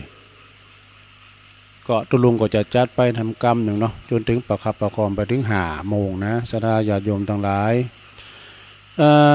ในเวลานี้ก็ยังตกอยู่เนอะฝนนะโอ้ฝุ่นดีล่ำดีเลยตกดีตกงามเนอะศรัทธาเนาะ เมื่อว่าฝนตกมาแล้วนี่ก็เฮาก็จุ่มเนื้อเย็นใจกันเวลามันตกมาก็แห้งแล้งนะแห้งแล้งว่าโอ้ฝนเนี่ยมาแห้งมาแล้งล้ำเลยกับเวลาฝนตกมานี่จุ่มเนื้อเย็นใจเย็นฝนเนี่ยมันแจ่มให้มันดีนะสถา เย็นฝนเนี่ยมันเย็นฝนตกมากันมันตกมันแห้งแล้งนะเฮาใส่น้ำไปเด้อมันดื่มอ่านมอกประคับประคองมันตายเนี่ยนะพักไม่ใส่เคอกะปิ้นตุ่นบะลำไยบะมงก็ใส่ไปเด้อนะเวลาว่ามันตกมาแล้วเนี่ยโอ้ยมันพวกว่าเบียมันหามดิ้นออกมาปืนบานปืนจองก็จุ่มเนื้อยินใจบ่ว่าจะเป็นพักไม้ใส่เครือต่างๆเนาะสัตว์สิ่งหิงห้อยก็จุ่มเนื้อยินใจน้องน้ำบ่แห้งแล้ว น้องน้ำเต่านี่มันแห้งแล้วมันก็จะตกเปลี่ยนไปโดยความแห้งแล้งนี่สดาญาโยมก็บดีสักอย่างนะเนาะก็เวลามันจุ่มเนื้อเย็นใจเพราะว่าดินดำน้ำชุ่มเนี่ยมันปลูกยังก็ออกงอกเงยดีนะถ้าพอแล้วเขาใต้แห้งใต้แดดเนี่ยเนาะเขาดอใต้แดดเนี่ยมันเหลืองสวยเงย คำว่าเหลืองสวยเงยนี่แปลว่าจะคือยายหน่อย เหลืองสวยเงยเนี่ยเนาะกรรมยองวรกรรมวันนี้คำว่าเหลืองสวยเงยนี่แปลว่าอะไร ยายพอยายน้อยตอบแล้วไปโทรมาเด้อเดี๋ยวลุงวาไปสักหน่อยก่อนเดี๋ยวมีการรายการโทรก็อย่างกันเนาะ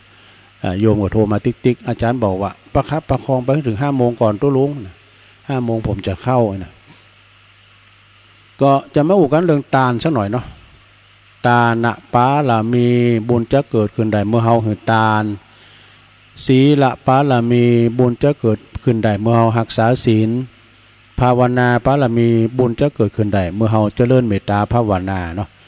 ตาณปาลามีเหมือนกับเฮาตาลเนี่ยสดาญาโยมตาลเข่าตาลของตาลเงินตาลทองตาลหยังกุสิ่งกุอย่างโดยจิตโดยใจนะโดยตาลเข่าพิฆาหารใส่บาตรญาติปกก็คือว่าตาลเหมือนกันเนาะสดาเนาะโดยว่าการต้านนี่เฮามาเกิดพอนี่สดาญาโยมบางคนนี่เฮามาพอเนาะโดยอันสภาวธรรมไม่น่ะบางคนนี่ตุกไล่เข็นใจเนี่ยเฮาจะขาดต้านไปจ้ะจัดแล้วปังหลังแต่บางคนในปุถุนังอยู่บนกองเงินกองทองเก่าของสัมปติอันใดก็ดูต่างกินดูต่างใจดูต่างโจกใหญ่เป็นต้านก็โดยต้านเนาะในธรรมนี่ป้านสูตรไปออกถึงว่าเนาะไผไข่รวยก็หือตาลไผหืองามไข่งามก็หือรักษาศีลใครมีสติปัญญาก็เจริญเมตตาภาวนาเนาะคือได้ถึง3อย่างนะเนาะเนี่ยมันเสมอภาคบางคุณบางตานก็โตอยู่ในบุญกองเงินกองทองแต่ร่างกายบ่สมบูรณ์อย่างตุลุงวานะกะเจ็บอดแอด3 วันดี4 วันเมยก็บ่สมบูรณ์ในชีวิตเนอะมีเงินมีทองก็บ่ค่อยมีความหมายนะเวลาว่าเจ็บปิ่นยินอุ่นมากก็ดูต่างมันดูต่างร่างกายบ่ค่อยสมบูรณ์เนี่ยนะแต่ว่าบางคนในแข็งแรงร่างกายฮึกเหินบึกบึนมีพละกำลังบ่าแห้งแข็งกะนะแล้วก็ขาดโดยการเงินนี่นะขาดโดยการเงินก็หมายความว่าชีวิตสมบูรณ์ในร่างกายแต่ว่าขาดเงินนี่นะเนาะอย่างที่เปิ้นว่าทั้งอย่างเนาะซะถ้าจังเปิ้นว่านั่นน่ะตุลุงก็เคยว่าก็แฮะที่ว่าไผที่ว่าประกาศบุญนี่นะการประกาศเป็นโคสักกะเด้อเนาะ เปิ้นหอมกินหอมตาเนี่ยโอ้ยศรัทธาญาติโยมไผจะมาปูจาแผ่นดวงเลิกมาปูจุ่มปูจามาเปิ้นห้องเปิ้นมาปูจาเนาะห้องเปิ้นมาทำบุญกันเปิ้นก็มาทำบุญกันตัวเก่าบ่หอมสักน้อยเนาะ เกิดมาภาวะใดจาติใดจะมีแต่บริวารว่ะแต่ว่ามีเงินเนี่ยก็เพราะเฮาตานี่แต่บางคนเนี่ยศรัทธาบองไผสักคนมามึกตาเลยคุณเดียวนะก็มีแต่เงินแต่ทองเกิดมาภาวะใดจาติใดก็เป็นคนร่ำรวยเป็นเศรษฐีแต่บ่มีบริวารว่ะมีลูกมีหลานเนี่ยกะนะมีบริวารญาติมิตรอย่ามาคุณตุกนี่คุณรวยตุกใจก็มีนะนางกกงกมีไผขืนไผแอวอย่างในธรรมเนี่ยก็ในธรรมที่ปีใหม่ขี่เหล่ามาวางเศรษฐีทั้งวันเศรษฐีอยู่เฮือนกกงกเศรษฐีเนี่ยมีบุญมันเหมือนเฮาไม่รู้ต้องชี้ต่างหากนะ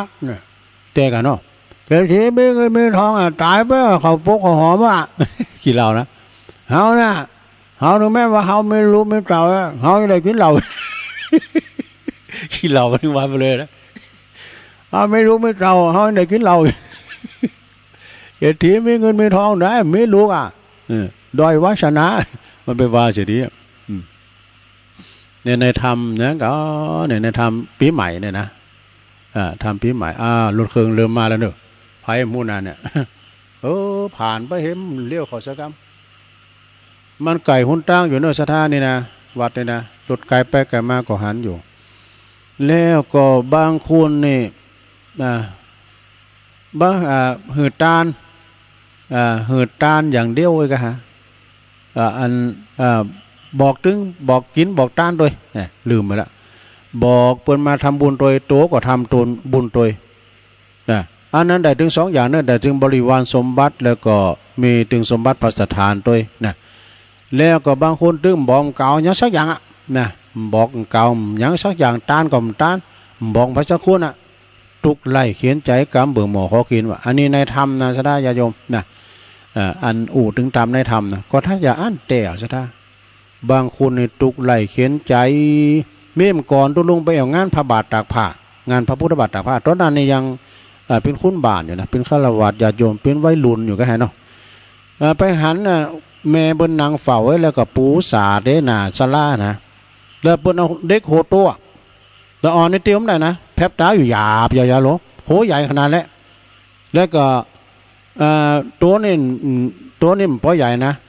โหนี่ใหญ่รถโตกว่าเนาะสะ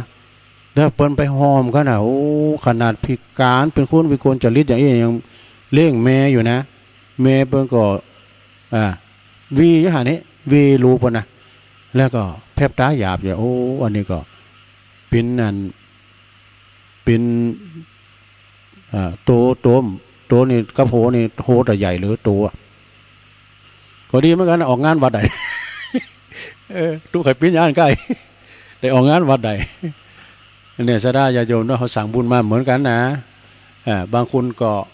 ร่ำรวยเงินทองก็เปิ้นกล่าวกะตึงบริวารญาติมิตรก็เปิ้นตึงกล่าวตึงตานะมาหอมโด่งเลิกนะมาพระจะมาหอมโด่งเลิกเนี่ยแล้วเปิ้นก็หอมตัวเยอะกันเนาะตึงหอมตึงกล่าวขนาดกระตุ้มปีกเนาะไปหันพระปัจเจกพุทธเจ้ามาบิณฑบาตไปบอกตามกล้องหน่อยอย่าสู้เขาทั้งหลายมันเกมข้าวเกมข้าวเกมน้ำเนื้อตู้เจ้าไปมาคุ้มเขาเนี่ยแล้วตัวมีศรัทธาด้วยนะโดยอานิสงส์ได้บอกถึงเปิ้นนะไปเกิดตายไปแล้วไปบังเกิดบนสวรรค์ได้7 จาดด้วยได้7 จาดลุงมาเกิดมาเป็นมหาเศรษฐีด้วยแต่จะกินก็โกผานจัดต้านก็โกเสียงอย่าได้ทำวานะเนาะ อย่าได้ทำมันวากินก็โกผานต้านก็โกเสียงเวลาจะไปเปิ้นขาดใจบริวารนำเอาสมมุติเนาะอาหารอันปานิดบรรจงงามล้ำแล้วก็มาดื้อเปิ้นว่านะสู้เขาเนี่ยมาแกงเขากินอย่างนี้นั่นเดียงามเลยน่ะชิบหายก็ยะเนี่ยแต่เวลาจะกินข้าวนี่เห็นนางเศรษฐีตุ่มเขาโหเขาเป็นกินหน่อยดูกับน้ำปลาอุ้มมันจืดน้ำจางเนาะลาบคุ้มๆในบนแปลงมันจะดีลาบมันจะดีขึ้นกินเนี่ยไปกินน้ำเข่าน้ำเนี่ยเวลาเปิ้นเอารถวีโก้ใหม่เอมมาหับไปเนาะสมมุตินะ ก็คือว่าสุขเนี่ยแปลงเควนอันเดียงามมาหือขี่เนี่ยมันก็เสียหายมากอ่ะเนี่ยแล้วไปขี่รถอันรู้อันเก่าเนาะขี่เควนอันรู้อันเก่าอันข้ามไปขี่ล้อไป อันนี้ในธรรมนี่ทำมหาวิบากนะสถาเด้อทำมหาวิบากเป็นวาไปร้ายเนาะเดี๋ยวกันเนื้อตุลุงพอเวลาโกมันล่ำข้างบนนะเวลาหลาย33อยู่เนาะประคับประคองไปถึง5 โมงเดี๋ยวอาจารย์ประครูจะมาเข่าในสถาไปหมุนคืนไปไหนเนอะนะตาลศีลภาวนาฝังในจิตในใจเฮาจะปุถพุทธะแปลว่าผู้รู้ผู้ตื่นผู้เบิกบานอันนี้เจ้าปุถเฮาแต่นะกินต้านเนี่ยก็โทรถึงการโมและบทโรเมืองไทยเฮาเมืองปุถเมืองนอกนี่ขาฟันบั่นแต้งกันพอเขาต่างประเทศเนาะพอเขาต่างประเทศนะเอานี่มาวามกันก่อนเนอะมันขาฟันบันแต้งกันเดี๋ยวอิรักก็ยิงคูเวตฝรั่งเศสเดินขบวนเดี๋ยวก็โยนบุกพม่าอเมริกาตั้งฐานทัพอาหรับซื้อเครื่องบินฟิลิปปินส์เดือดร้อนเลบานอนจี้ตัวประกันเยอรมันชุลมุนญี่ปุ่นรุนแรงจีนแดงแบ่งเขตที่เบตต่อต้าน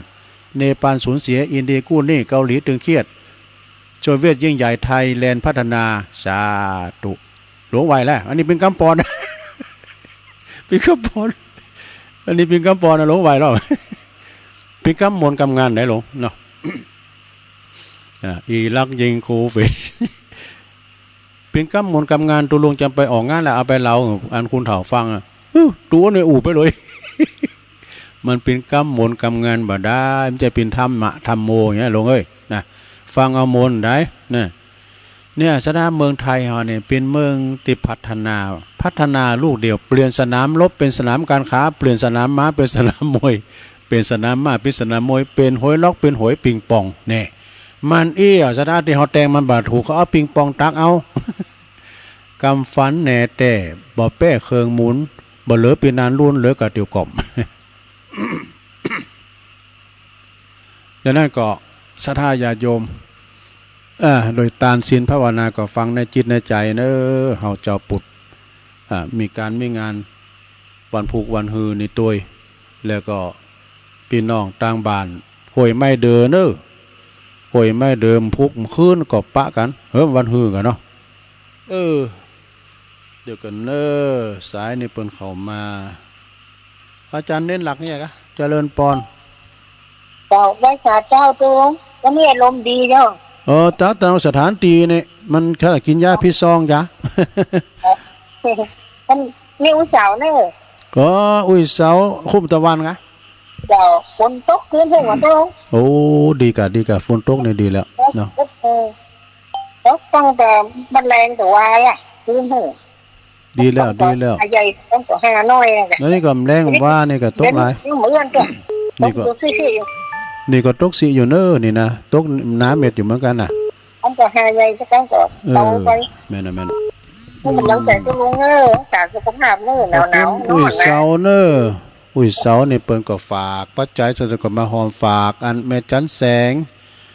แม่จันแสงสมรูปเปิ้นก็เอามาอันนี้อุ้ยเสาเนอะเจริญปอนพระเจ้าตุลุงแม่พิมพ์มาเจ้าแม่พิมพ์ป่าแดดมาแล้วแม่พิมพ์นี่เป็นปีแม่นวลนะป่าแดดดอนใจฝนตกก็เจ้า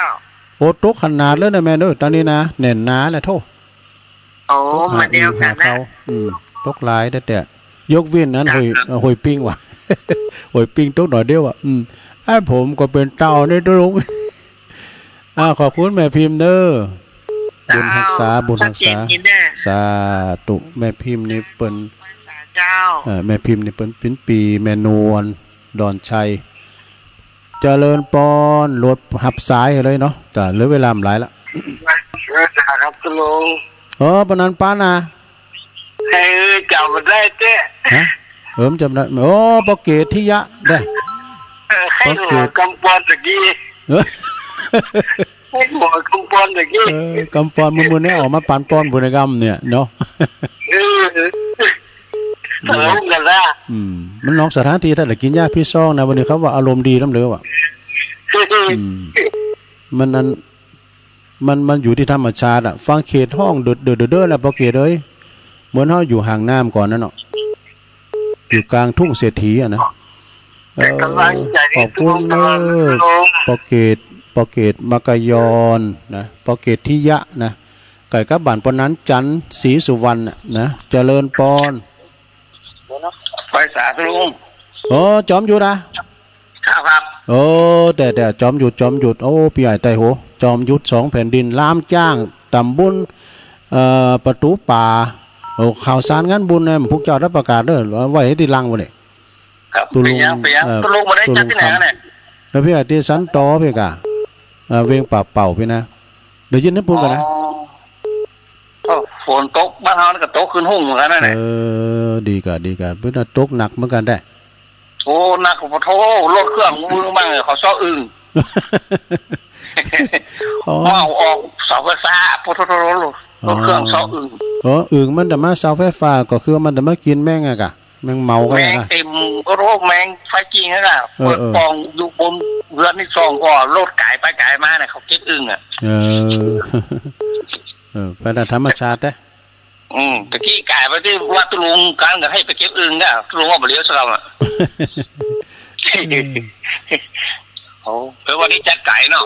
จัดที่อันเพียเวียงป่าเป่าที่บ้านสันตอนะสำนักทุ่งเศรษฐีนี่ก็พุกเพิ่นเรื่องป่าเป่าวันพุกเพิ่นบ้านเฮาก็ตกยังมื้อเอื้อนแต่เราบ่ได้เนี่ยดีกะ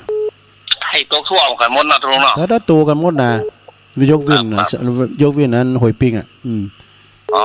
หอยปิ้งในต้นหน่อยเดียวอ่ะปิ้นเต่าไปยินดีอายเด้อฟังกันนะตุลุงเด้อขอบคุณหลายๆขอบคุณหลายๆสาธุโธ่วันนี้พี่อายใต้โหเข้ามาดูตังปูนเรามาพี่อายลื้อโลงเขาก้านี่นะลื้อมาก็ไปตังมื้อน่ะสำนักสงฆ์ห้อมบุญวัดสันเหมิงเจริญปอนไปสาเจ้าตุลุงแม่ฟองปงดอนแจ่ห่มลำปางเจ้าฝนตกนี่เฮ็ดโซโล่จะออกแล้วเฮ็ดโซโล่ตั้งอายอันตั้งงานปีอายแต่โหตั้งงานลือหลงว่าเฮ็ดตาควายอ่ะไอ้น้องเฮ็ดตาควายอ่ะตั้งเมืองงานตั้งละปูนว่าเฮ็ดเหลืองถ้ามงโกงมันว่าเหมือนกันน่ะเฮ็ดโซโล่เนาะตั้งแจ่ตั้งว่าเฮ็ดโซโล่วันนี้อารมณ์ดีเลยก็นั้นว่านะก็นอกสถานที่ดูต่างเฮ้ยมันจะมีไผนี่เดี๋ยวนี้นะอาจารย์เปิดก่อนนอนแล้วก็อาจารย์ท่านมาหาก่อนนอนห่างไกลกันหมอกชงงานประตูโก้น่ะสนามฟุตบอลน่ะไกลเหมือนกันเด้อดีจะดีกับไฟฟ้าดับนะกับไฟฟ้าดับก่อนนักเกเหมือนกันตอนนี้น่ะมันทุ่งเศรษฐีอ่ะเจริญปอนเจ้าไว้ซาเจ้าตกมาขนาดมันดอนเจ้าตกเท่าโตกันหมดอ่ะอันที่ตุงทางตะกี้นะเจ้ากันยองวันละกรรมนะเจ้ากรรมวันเหลืองเสื้อเงอะนะเจ้าภาษาไทยแปลว่าเหลืองอารามนะเจ้าไว้ซาเจ้าเหลืองเตอะเนี่ยเหลืองอารามเด้อเนี่ยยายน้อยเปิ้นตอบมาแล้วเจริญปอน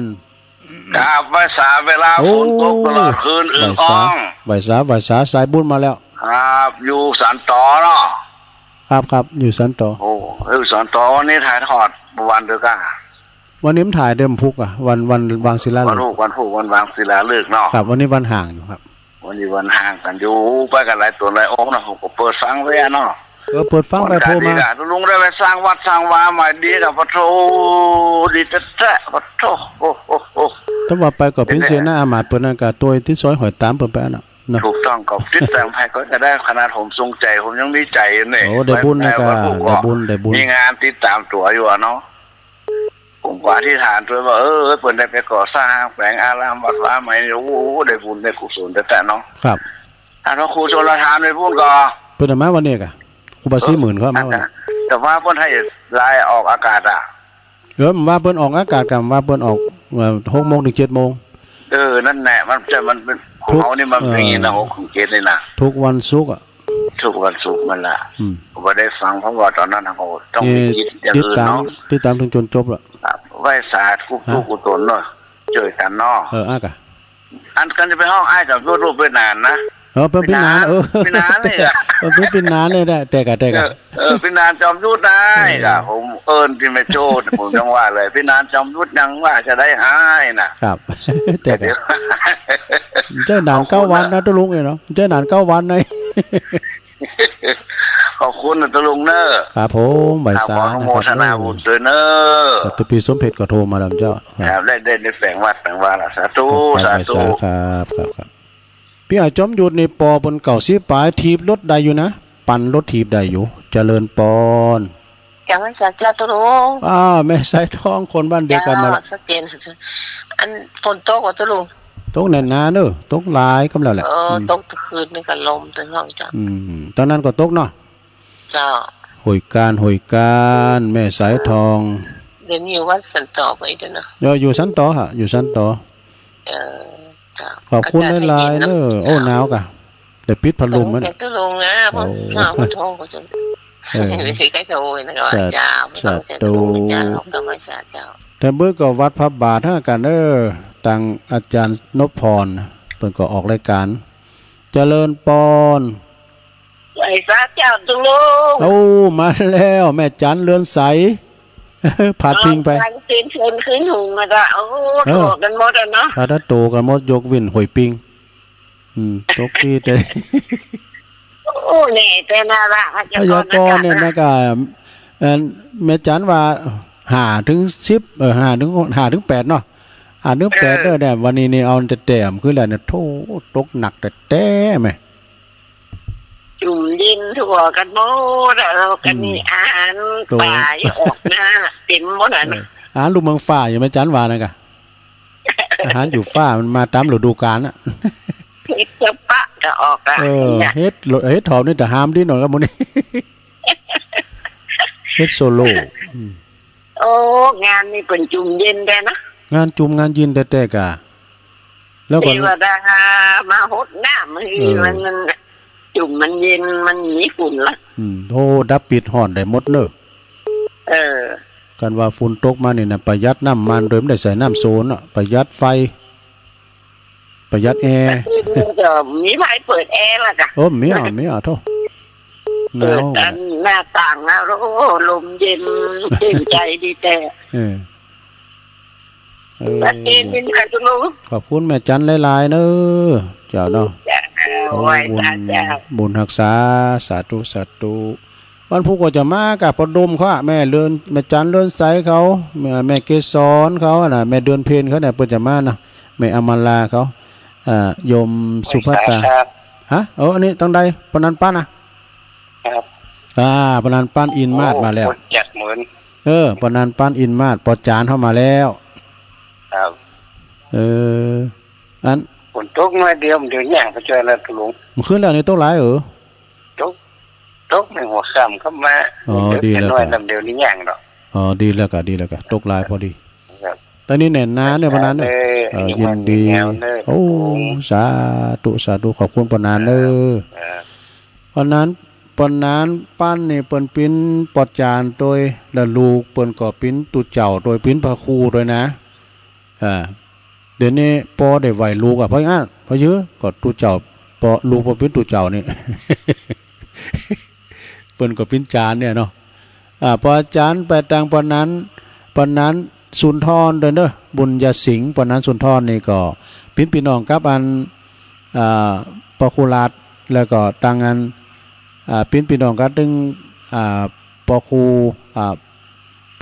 ปอจันเล่าปอจันนันเล่านะเพื่อก็ส่งหนังสือมาให้ตรงจะลายนะเจ้าก็กรรมธรรมตุปีสมเพชมาเนี่ยนะโรคกระทำ8วัฏเตตไม่ได้เตะสักคำเนี่ยที่วัฏเตตทำตุปีสมเพชตุอุ้ยเขาเนี่ยประสูงมากก็อาทิตย์ด้วยมันนะก็เรามันเป็นเราแบบไปยังแถมหลายอยู่เนี่ยสถานก็เดี๋ยวตุลุงจะออกรายการเดี๋ยวท่านพระครูลุกมาละนะเดี๋ยวก็จะได้นิมนต์ท่านอาจารย์พระครูจะเข้ารายการกันต่อไปเจริญปอนไหว้ศาลเจ้าพวกลุงเมสมบุญกับวันหายศิลาทองเมืองกับวันลำปางโอ้พี่น้องลำปางมาแล้วฟังบุญญาวาสเนาะแม่เนาะเจ้าฟังบุญญาวาสโอ้ชัดเจนแต่ดีเจ้าดีแล้วฝุ่นตกเลยแม่ตกตลอดโตกันหมดเดี๋ยวฟินหวยปิงเดี๋ยวนี้ห่างเม็ดก็แล้วเจ้าเดี๋ยวนี้ก็ซาไปพอแล้วเนอะตอนนี้นะปีกับแมงเมานี่กันจบนี่อะไรตัวนู้นเด็กกว่าปีกแมงเมาทำละก็ของเป็นผินกันก็แมงเมานี่มันไปดีไปลำเหรอเนาะการแมงมันเนี่ยว่าชุมาเด้อแมงเมาเนี่ยมันฤดูกาลบนเนาะมันก็เฉพาะถิ่นบางทีมันก็กินหลายก็จะเจ็บโผนะแมงเมากับแมงมันปู่จะล้ำกว่าแมงเมากันเนาะถ้าดับปิ้นจ้าอ่ะแมงมันปู่ในตัวเหลืองๆแดงๆอ่ะนะเต่าเขาตุลุงเกิดฉันนำใจนำอย่างจะดีก็เกินใจจัดก็เพราะนั่นก็ที่ว่าจะเตะทำโลกกระทำ8ด้วยกะท่านอาจารย์สมเพชรติวมานี่นะเป็นบ่เลาะบ่แบะไปเฮ็ดเรานิทานนี่เอาไว้วันใหม่แต่มันโทรหามันใครติดนะเดี๋ยวนี้ติดคือข้างแรกกันไหมทั้งถึงวันมันเจ้า3 โมงกระตือนครั้งดีละเต็มเข้าถึง7 โมง เต็มพุกในวันติดนี่ก็ฟังท่านพระครูวรธรรมนาถจ้ะเนาะวัดสันวัดปูนวัดหนองเหงขอบคุณแม่เนอบุญรักษาแม่เนอเจ้าไหว้สาโอ้สาธุโทพี่น้องลำปางมาละเนาะ422เจริญปอนเจ้าอันนี้โทรจากให้ลือลำปางนะเจ้าพี่น้องลือลำปางมาแล้วลือกับย่องปิ้นพี่น้องกันเจ้าอันนี้ใครโทรใส่ตุลุงไงแต่ว่าเปิดไฟ2ดวงกะเอาโหอันหนึ่งนี่ก็ได้นี่สปอร์ตไลท์2ก็แจ้งตาตึกเด้อตัวเจ้าเจริญปอนขอคุณพี่น้องลือลำปางมาติดใจสนใจไข่โหติตุลุงว่าเอาสปอร์ตไลท์ในโห2นี่ก็ได้นี่วันนั้นน่ะอาจารย์พระครูก็บ่รู้เข้าใจโว้ยเข้าใจไปนั่งอันนี้มันแดดมันร้อนนี่ดูตุลุงยองโอ้โหตะวันออก2แก่นก่อนพี่ง่ายตุลุงใจโคตรใจเกลียดอย่างนั้นตุลุงก็ว่าไปจะนั่นเหรอนะก่อนมีกำห่อนกำหายยังกับไผนะโยมเด้อโทรมาเด้อมันต้องเกรงใจเจริญปอนวันนี้ไม่ได้ตักตังลายสักคำเด้อได้จดไว้เด้อได้จดเราอยู่นอกสถานที่นะได้จดแล้วก็ได้โทนเสียได้โทนทรายด้วยเจริญปอนภาษาลุงปอบุญเมมาแล้วรัตนคำแปลงคนตกเป็น2-3 ชั่วโมงโอ้ทางเฮาก็ตกแท้ตู้เมืองกลางดีแล้วกันคนตกก็รออันน้ำแม่กามล่ะจะออกแล้วก็ดำน้ำปุตู้เนาะลองแน่น้องแน่นอนตกเป็น3 ชั่วโมงอ่ะมันเอาเร็วขึ้นงุ้งอ่ะแม่น่ะโอ้สาธุเลยขอบคุณป้าบุญมีเด้อสาธุภาษาแถม4 นาทีตุลุงจะออกก่อน5 นาทีเดี๋ยวพระครูเขามาจับพอดีเนาะเขามาแถมอยู่สถาสาร0899556506โทรก็เข้ามาสักสาย2 สายก็เดี๋ยวตุลุงก็จะออกรายการมีละบก็เดี๋ยวตุลุงก็จะได้ไปเก็บขอบเก็บโคตุลุงเต้นย้ำได้กลางสักกำว่าลุยไล่ไปก่อนรับตึงนานหน่อยรับตึงนานสะดุ้งตื่นเอา2 ทุ่มเนี่ยว่า2 โมงเราจะมาจัดรายการมันมากลางอย่างได้เนี่ยน้ำสายมาแล้วนะ4736เจริญปอนพระเจ้าตุลุงอยู่ตั้งใดอยู่บ้านลังทานละมุนละมุนแดงจากกาแฟเจ้าโอ้บ้านยายพรเขาอะไรกันได้ไม่ใช่กะคนตกขึ้นทุกเจ้าตอนนั้นก็ตกนอร่องวัวแดงเจ้าตกดีแล้วจกก็จุ่มเย็นดีเนาะแม่เนาะขอบคุณนะแม่เด้อหล่องวัวแดงสันกำแป้งเชียงใหม่ดีละโทรมาพองั้นก็ดีละเนาะพี่น้องหล่องวัวแดงเจริญปอนนมัสการค่ะฝนตกชุ่มเย็นดีเหรอตุลุงโอ้ตอนนี้ฝนตกหลายเนอะวันนี้นะฝนตกหนักอ่ะใช่กันฝนตกมากเลยนะฝนตกมาก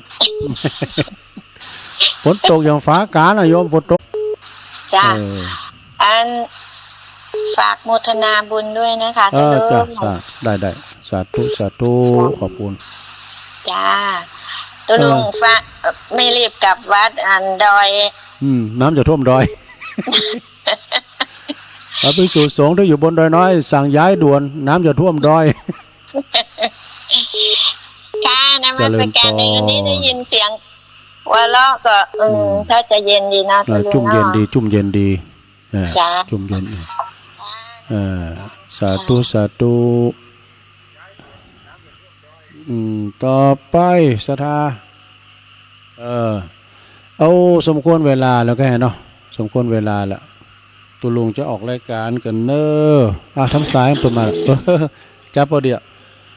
ตุลุงนำรายการจากราชศรัทธาไปก่อนเนอไปหมุนคืนไปในเนออาจารย์ประครูปนรออยู่นี่แหละปนก่อ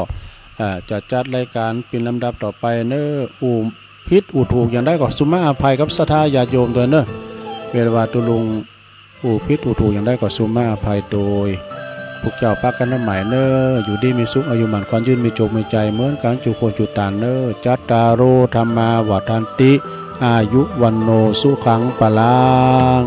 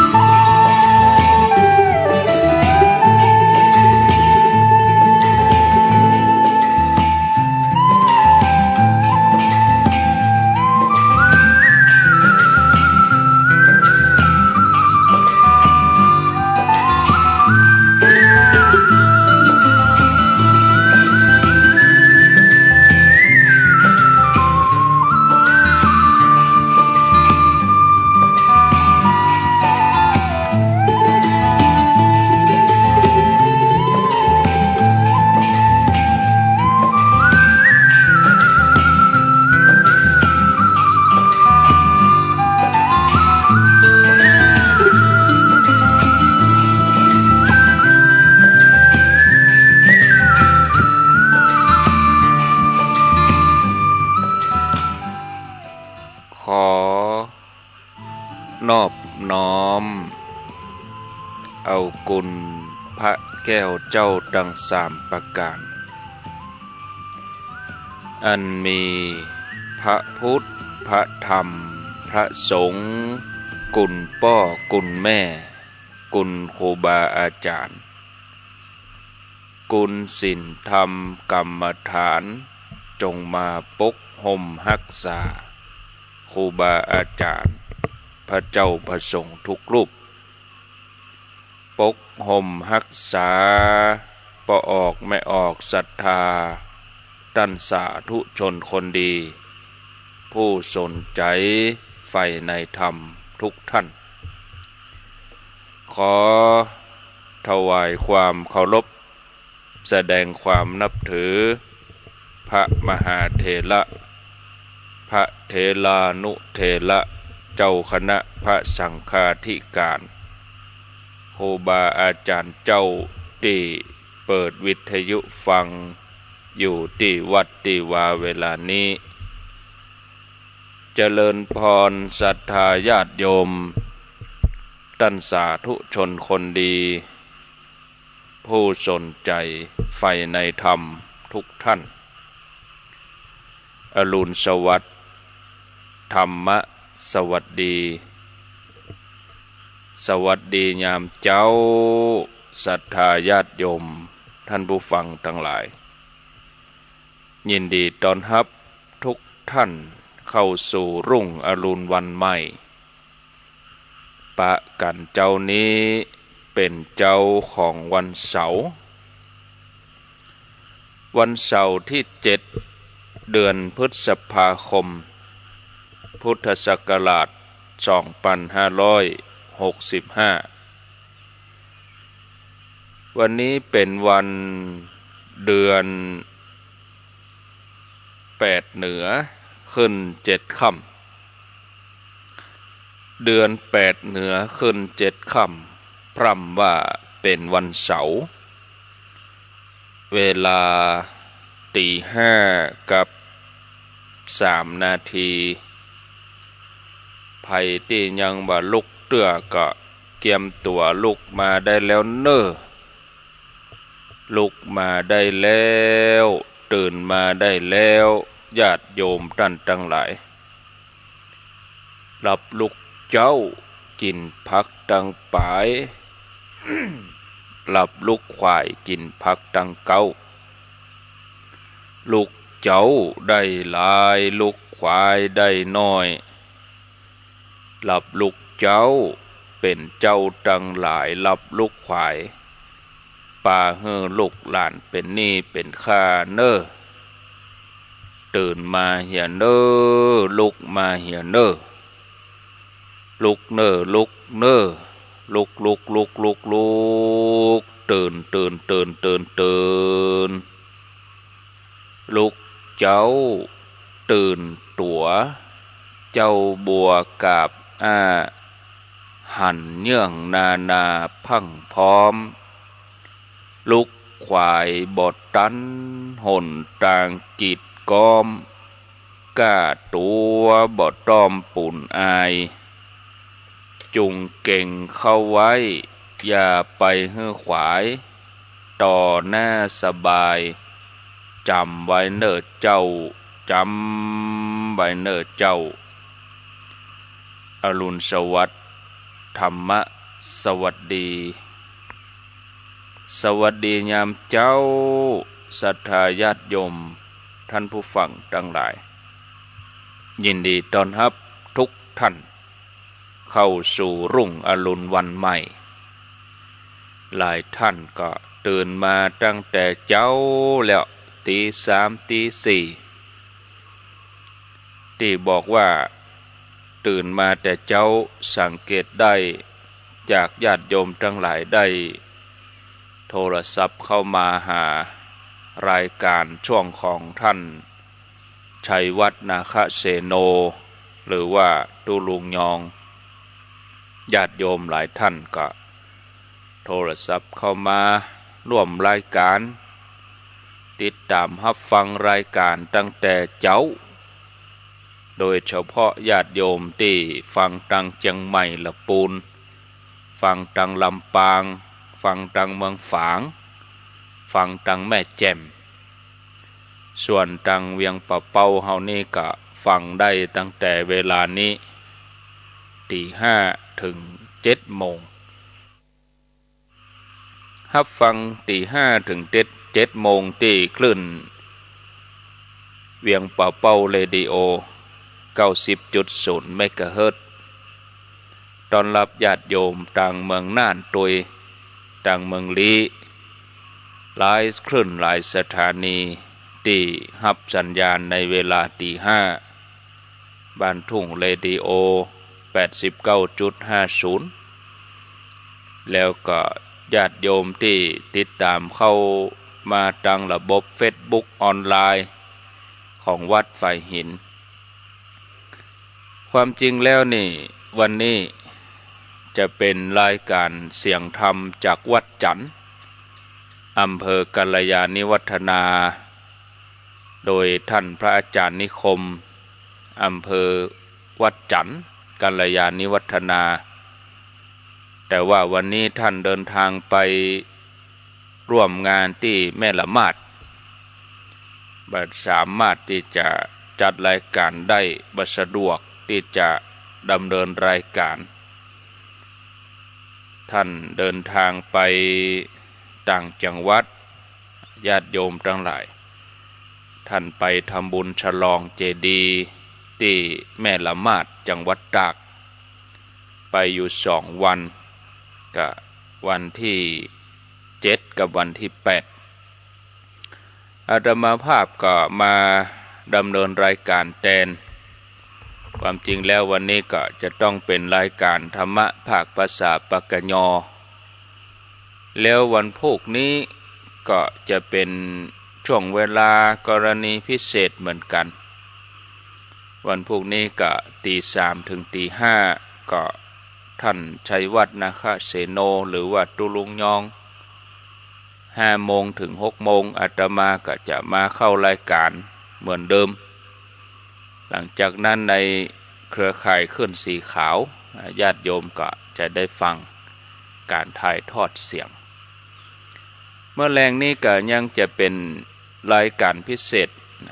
การถ่ายทอดเสียงตั้งแต่เวลา 6 โมงเป็นต้นไป 6 โมงแรงนะวันเนี้ยเวลาตั้งแต่ 6 โมงแรงจนถึงกิจกรรมจบพิธีจบปุ่นประมาณ 3 ทุ่มปลาย 4 ทุ่มถ้าบรรยากาศเอื้ออำนวยนะเนาะญาติโยม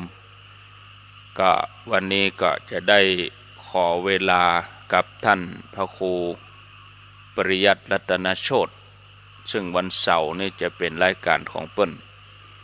ยกเวลามาที่สันต่อขณะนี้อาตมาภาพก็มานั่งจัดรายการอยู่ที่สถานปฏิบัติธรรมทุ่งเศรษฐีบ้านสันต่อตำบลบ้านโป่งอำเภอเวียงป่าเป้าจังหวัดเชียงรายมาตั้งแต่ตะวาแล้วญาติโยมทั้งหลายมากับท่านชัยวัฒน์นาคเสโนหรือว่าตุลุงยองท่านมหาสมชาติท่านก็เดินทางมาล่วงหน้าแล้วตะวา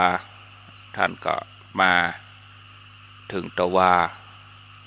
อาตมาเขาก็ถึงตะวาเหมือนกันนะญาติโยมท่านทั้งหลายมาถึงที่สันต่อนี่เวลา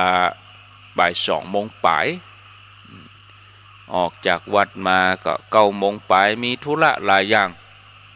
แหว่หั่นแหว่นี่ซื้อครัวพ่องอะไรยังพ่องหลายๆสิ่งหลายๆอย่างทำให้หน่วงเวลาจ้าไปตามปกติถ้าเราบ่ได้แหว่ที่ไหนก็ประมาณชั่วโมงครึ่งก็ถึงแต่ตะว่านี่จ้าหน่อย2 ชั่วโมงปลายเกือบ3 ชั่วโมงก็เป็นยังตึงบ่ฟังเพราะว่าตึงมานอนอยู่แล้วก็วันนี้ก็จะเป็นวันเตรียมสถานที่เป็นวันห่อวันดา ฝนก็ตกตะวานี่โอ้ญาติโยมนักพอสมควรน้ำพอห่วงแต่ประเด็นนี้ก็น้ำก็ไหลแห้งหมดแล้วตีสันตอนี่นะแต่ว่านี่ตกตั้งแต่เมื่อแรง4-5 โมงจนถึงฮอด2 ทุ่มปลายช่วงที่นักที่สุดก็ช่วง5-6 โมงนี่ตกหนักเม็ดใหญ่โดยตกเป็นชั่วโมงเนี่ยถึงฮอด2 ทุ่มก็ซาไปเบาไปเดิกมาก็หายแม่เจ้านี่ก็ตกมาทำตี 2 ปลายตกมาประเด็นนี้ก็เอี้ยนละแล้วก็มักโปรยปลายแมงเม่าเนี่ยรู้นักแต่นักว่าญาติโยมเนอะแมงเม่าตัวใหญ่ตัวหลวงแล้วก็เสียงกบเสียงเขียดห้องแวดนี่เพราะว่าอยู่กลางตงเนาะโอ้น้ำเลี่ยมมับเนอะญาติโยมกลางตงกลางนาเสียงกบเสียงเขียดห้องเศร้าแล้วก็แมงเม่าแปลว่ามันออกมาเจ้าแต่คืนนิ่มปอนักตะอีประเด็นนี้นักขนาดปิดไฟกับบ่ได้มืดจัดรายการจำเป็นต้องได้เปิดไฟกับแมงเม่าบินเนี่ยอู้ไปก็ กลัวมันบินเข้ามาในปากนักกันนะตัวใหญ่ตัวหลวงอันนี้บ่งบอกถึงสิ่งแวดล้อมเนาะญาติโยมทั้งหลายบ่งบอกถึงเปิ้นห้องว่าระบบสิ่งแวดล้อมระบบนิเวศเนี่ยแมงเม่ากาเนี่ยที่มันดังพับนี่ก็ปีกมันบินมากระทบไม้นี่นะอาตมาก็จำเป็นต้องใจกระดาษใจผ้าปัดไปเนี่ยญาติโยมทั้งหลายนี่ปัดไปพ่องก็เดียวกันเด้อก็จะแยงพอพัดลมก่อนญาติโยม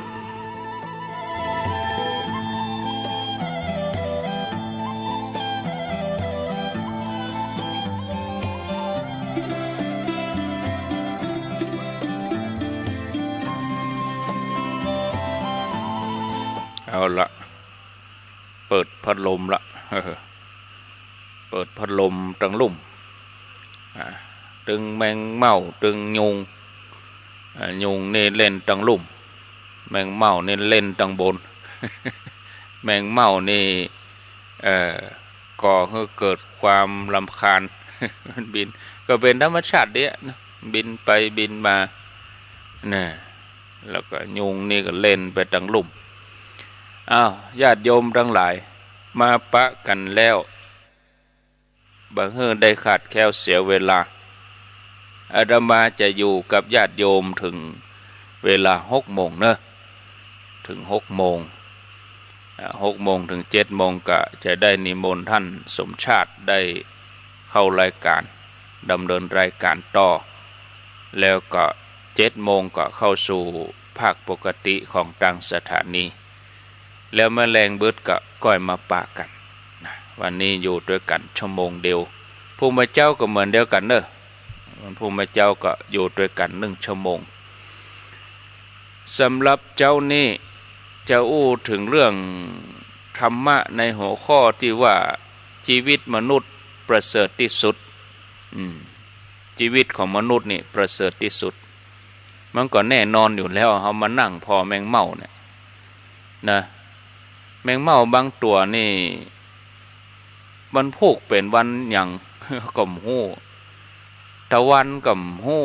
เนาะบ่หู้เมื่อวันเมื่อคืนเพราะเดี๋ยวนี้มันบินมาตอมไฟแล้วก็ถ้าเป็นวันพูกหันตะวันมันก็เมียมันออกเมื่อคืนบ่หู้วันหู้คืนนับวันนับคืนบ่ได้ชีวิตของสัตว์เดรัจฉานเกิดมาก็ตายไปเกิดมาก็ตายไปบางตัวนี่แมงเม่าออกจากโพรงออกจากหางออกจากที่อยู่ของมันออกจากหูมันนี่ออกมาตอมหลอดไฟตกตั้งลุ่มก็เป็นอาหารของอึ่งของกบของเขียดไปเหี้ยอาตมายืนพอตีหลอดไฟตี เปิ้นเอามาเปิดกลางแจ้งนี่นะไปเข้าห้องน้ำตะกี้มายืนดูสัตว์มันก็หากินของมันแต่เนาะแมงเม่าบินมาตกลงปืนเขียดกากบกาก็มากินกระเดียวสกรรมงูมากินเขียดไปเหี่ยวะนั่นก็มันย่ำตันได้หันวันผูกเตื้อเขาก็หันความล่วงไปของชีวิตสัตว์ทั้งหลายญาติโยมทั้งหลายเฮาทั้งหลายพิจารณาว่าการเจริญสมาธิภาวนาเนี่ยเป็นหนทางที่ดีที่สุดที่จะย่างให้เฮาเกิดความบริสุทธิ์กายวาจาใจถ้าว่ามีความบริสุทธิ์กายวาจาใจนักๆบุญกุศลก็จะเกิดนักถ้ามีความบริสุทธิ์กายวาจาใจน้อยบุญกุศลนั่นก็ลดหย่อนลงไปญาติโยมทั้งหลายความบริสุทธิ์กายวาจาใจเป็นบ่อเกิดแห่งความสุขเป็นสิ่งที่สั่งสมได้ถ้าเฮาเจริญภาวนาไหว้พระสวดมนต์นั่งสมาธิภาวนาปฏิบัติกู้ข้ามเจ้าก็จะทำให้หมู่เฮาทั้งหลายเกิดความบริสุทธิ์ด้วยกายวาจาใจบุญกุศลนั่นก็จะเพิ่มขึ้นถ้าบุญกุศลเพิ่มขึ้นนักขึ้นก็ยิ่งจะทำให้เฮาเข้าถึงความสุขในบำเมินบัจจานี้ความสุขเป็นสิ่งที่กู้ชีวิตปรารถนาต่างก็เสาะแสวงหากันมาตลอดเวลาฉะนั้นญาติโยมเฮาควรหมั่นเจริญสมาธิภาวนาเพื่อให้เข้าถึงความสุขความบริสุทธิ์อย่างเต็มที่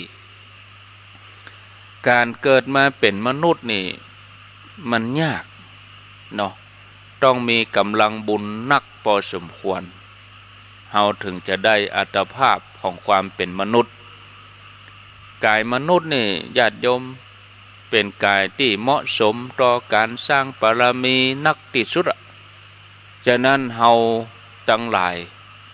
ควรใจชีวิตที่ได้เกิดมาเป็นมนุษย์เนี่ยให้คุ้มค่าโดยการดำเนินชีวิตอย่างถูกต้องสมบูรณ์การดำเนินชีวิตที่ถูกต้องสมบูรณ์ต้องดำเนินชีวิตตามแบบอย่างที่ผู้เปิ่นปฏิบัติเป็น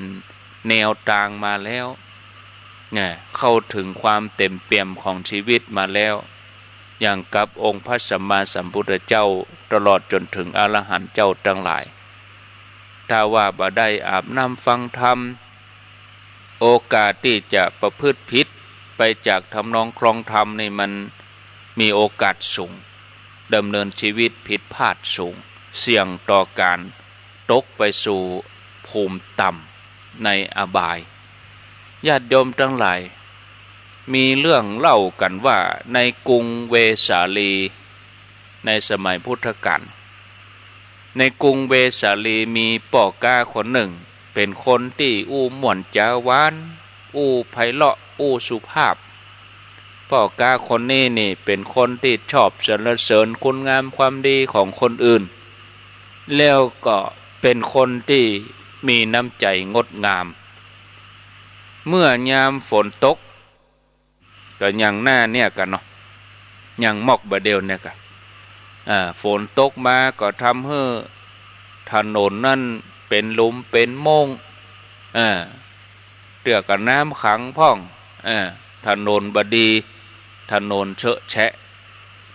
คนเดินไปผ่านมาก็เปื้อนไปโดยโคลนโดยขี้เปอะเพราะว่าถนนบดีนะปอกาคนนี้ก็เลยนำดินนำกะโหลกหัวงัวกระดูกงัวกระชากสัตว์ตีคัดสะอาดแล้วเนี่ยเอามาวางไว้อย่าให้ผู้สัญจรไปมาได้เหยียบได้ย่ำเพื่อจะเดินข้ามไปอยู่มาวันหนึ่งตัวเขาก็เปื้อนไปเล่นน้ำในแม่น้ำขณะที่เปื้อนกำลังเล่นน้ำกันอย่างสนุกสนาน เขาก็นึกสนุกขึ้นมาก็เลยแอบเอาผ้าของเปื่อนไปซ่อนหวังจะแกล้งให้เปื่อนนั้นขายหน้าเพื่อจะล้อเลียนล้อเล่นแต่ว่าจะกึดจะญาติโยมเรื่องไหนนะเอาไปซ่อนแล้วจะเอาคืนให้มาลูนแล้วในวันนั้นเองญาติโยมหลานของเขาไปขโมยของคนอื่นแล้วก็เอามาซ่อนไว้ในร้านก้าของเขาเจ้าหน้าที่ฝ่ายบ้านเมืองก็โดยมาปะมาปบก็ยับปอกกานี้พร้อมกับหลานไปลงโทษพญาเจ้าเมืองรับสั่งให้ราชบุรุษประหารชีวิตปอกกานี้ทันทีส่วนหลานบ่าวเนื่องจากว่าเป็นละอ่อนเป็นผู้เยาว์ก็เลยเอาไปเสียบด้วยเหลาประจานเอาไปประจานที่ประตูเมืองพระนครปุ่นปอกกาคนนี้ก็เสียชีวิตไปแล้วไปเกิดเป็นเปรตนะไปเกิดเป็นเปรตในเหล่าพรหมเทวดาคือเทวดาที่อาศัยอยู่ตามโขดหินอยู่ตามพื้นดินเทวดาอยู่ตามจอมปลวกแล้วก็มีม้าติบสีขาวเป็นพาหนะโดยอานิสงส์ที่เขาเอากะโหลกหัวงัวมาวางไว้เป็นตางเตียวให้คนได้เตียวเหยียบข้ามขี้เปอะข้ามโคลนแล้วอานิสงส์ที่เขาชอบสรรเสริญคนอื่นในการทำความดีก็เลยมีกลิ่นกายที่หอมไปแต่เพราะว่าไปแกล้งเปื้อนโดยการเอาผ้าไปซ่อนเอาผ้าเปื้อนไปซ่อนแล้วก็ลืมเอาไปคืนก็เลยทำให้บะหมี่ผ้านุ่งห่ม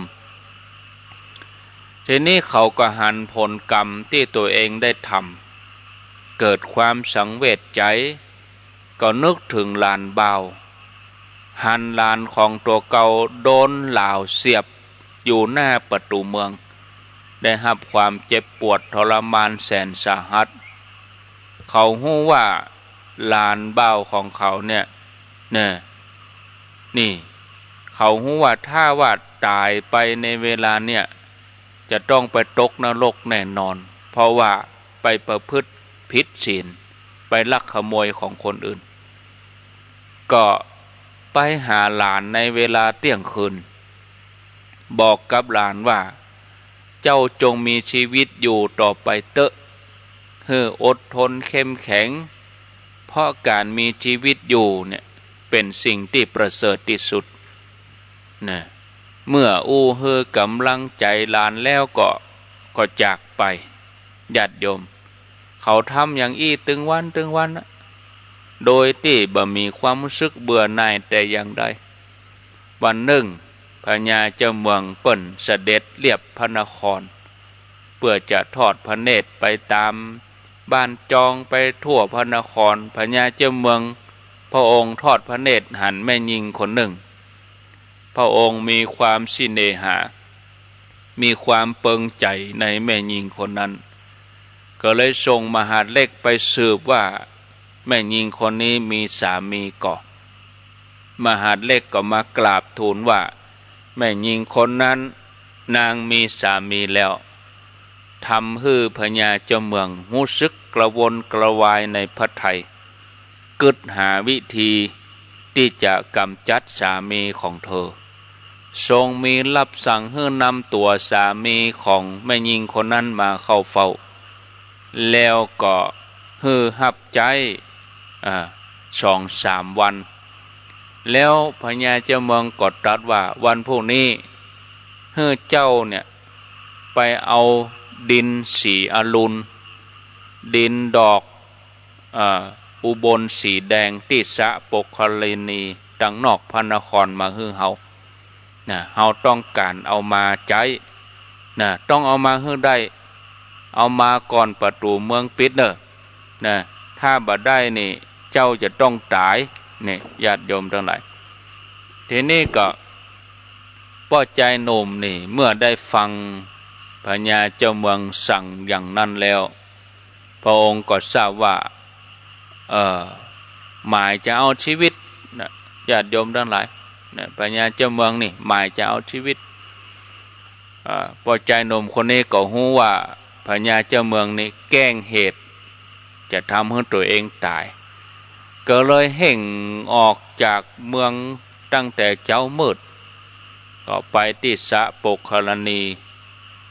ซึ่งสระนั่นก็มีมนุษย์อยู่ดูแลรักษาเมื่อไปถึงก็เตียวไปรอบๆเนี่ยเตียวรอบสระก็มีหน้าตาเศร้าส้อยลำพึงลำพันถึงความประสงค์ของพระราชาหมายที่จะมาฮื้อเฮาตายแต่ก็บ่กล้าลงไปในสระเนาะที่บ่กล้าลงไปในสระก็เพราะว่ากลัวภัยจากมนุษย์อสุรกายที่อยู่ในสระนั้นฝ่ายมนุษย์นะเมื่อฮู้แล้วก็เกิดความอินดูพอใจหนุ่มคนนี้ก็อนุญาตให้พอใจหนุ่มคนนี้เอาดอกบัวเอาดินสีอรุณดินสีอรุณก็คือดินแดงนะญาติโยมทั้งหลายให้เอาไปตามใจต้องการเขาก็เห่งเดินทางกลับไปเพื่อให้ตันตะวันตกคนเฝ้าประตูเมืองหันเขาหล่นมาใกล้จะเข้าในเมืองก็เห่งปิดประตูเฮียตามคำสั่งของพญาเจ้าเมืองเมื่อประตูเมืองปิดเขาก็เข้าเมืองบ่ได้พอใจหนุ่มนี่ก็บ่ฮู้จะหันหน้าไปเปิ่งไผ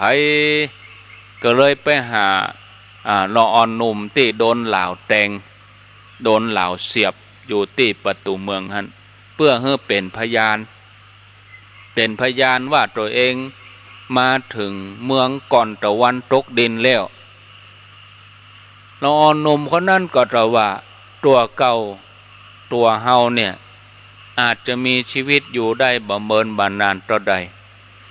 อาจจะบัดตันได้เป็นพยานหรืออาจจะตายไปเสียก่อนนะแต่ก็แนะนำว่าในเวลาเมื่อคืนเนี่ยตกเที่ยงคืนนี่จะมีเปรตตนหนึ่งมาหาตัวเปรตตนนี้มาเป็นพยานจะดีกว่าเมื่อพอใจหนุ่มนี่มดที่เปิ่งก็จำเป็นจะต้องทำตามข้อเสนอนะแล้วตกเมื่อคืนนั้นเปรตตนนั้นก็มาหาหลานเพื่อบอกให้หลานว่าอดทนมีชีวิตอยู่ต่อไปเน้อเนี่ยบ่ดีได้ล่วงจากอัตภาพความเป็นมนุษย์นี่พอใจหนุ่มก็เลยขอร้องให้เปรตเนี่ยช่วยเป็นพยานว่าตัวเก่าบ่ผิดตัวเก่าบ่ได้ผิดเงื่อนไขตัวเก่ามาก่อนตะวันตกมาเจ้าพญาเจ้าเมืองก็รับสั่งให้นำตัวพ่อใจหนุ่มนี่ไปประหารชีวิตใจหนุ่มคนนี้ก็อ้อนวอนขอชีวิตพญาเจ้าเมืองก็บ่ยอมผ่อนผันเพราะพญาเจ้าเมืองมีแผนที่จะไปเอาภรรยาของเขาก็เลยกราบทูลพญาเจ้าเมืองว่าเขามีสักขีพยานนั่นก็คือเปรตตนหนึ่งในคืนนั้นเนี่ยเขาก็ปาพญาเจ้าเมืองเพื่อจะมาพิสูจน์ความจริงตกเวลาเที่ยงคืนเปรตนี้ก็เลยมาหาหลานแทมเปรตตัวนี้ก็เหมือนเก่าน่ะรักษาชีวิตอยู่ต่อไปเนอชีวิตมนุษย์น่ะดีที่สุดแล้วเปรตตนนี้ก็ว่าอย่างนี้พญาเจ้าเมืองเมื่อได้ฟังอย่างนั้นก็เกิดความสงสัยว่าเปรตตนนี้นี่มาอย่างนี่มีความหมายว่าจะใดเปรตก็เลยกับพญาเจ้าเมืองว่าเด็กหนุ่มคนเนี่ยเป็นหลานของเฮาเนี่ยแล้วก็บ่ให้เขาตายจากอัตภาพความเป็นคน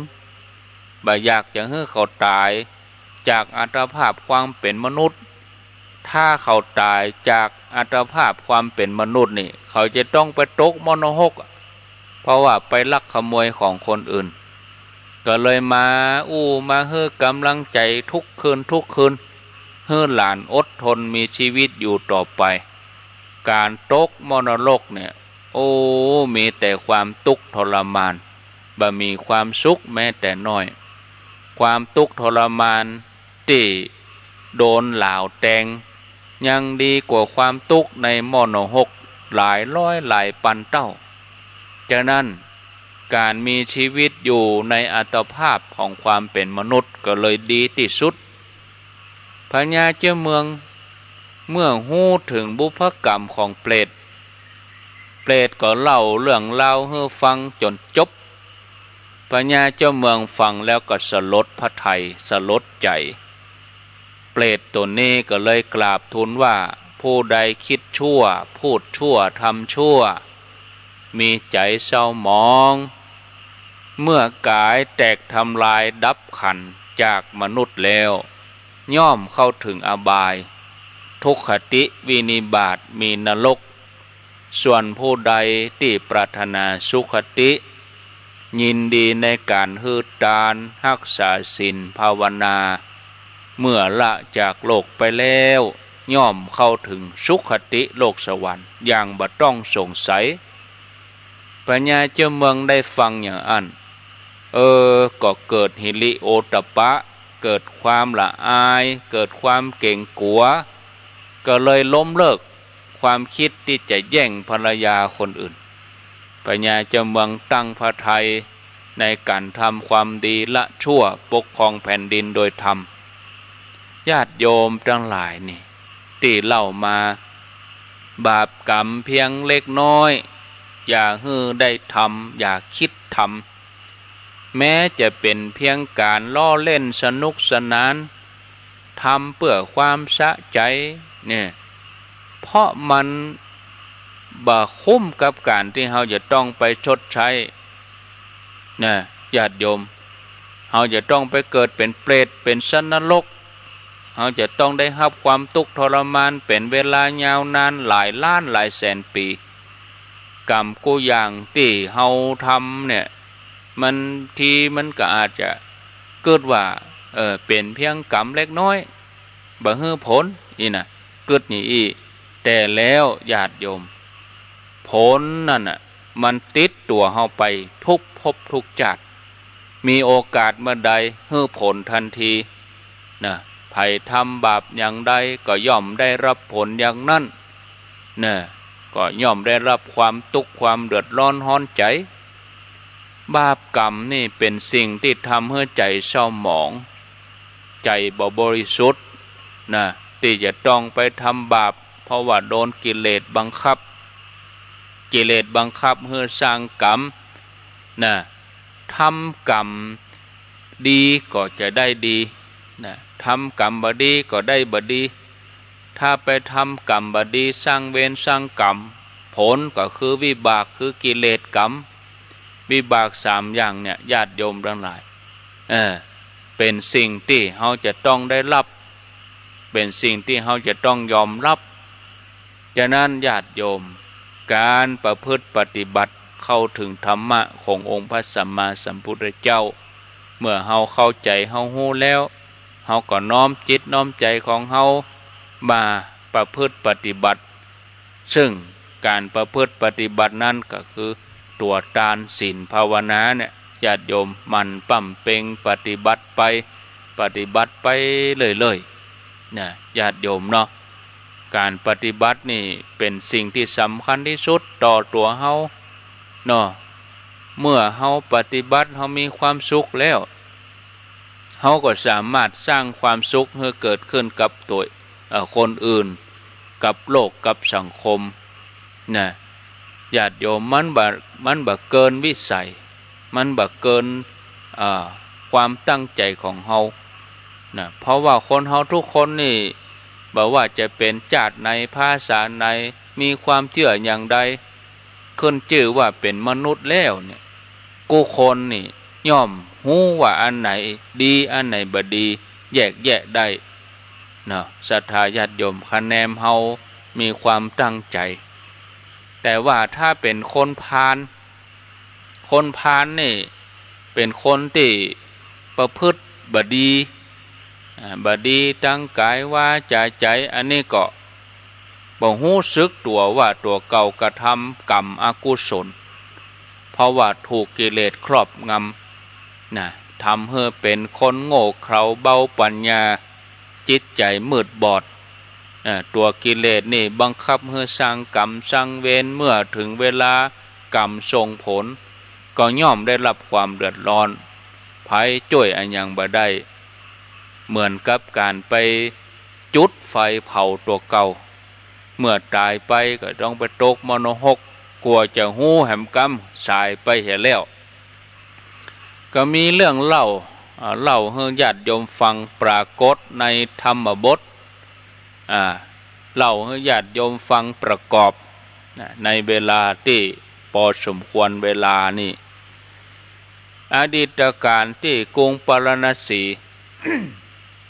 มีตระกูลมั่งมีตระกูลเศรษฐีตระกูลหนึ่งเป็นตระกูลสัมมาทิฏฐิ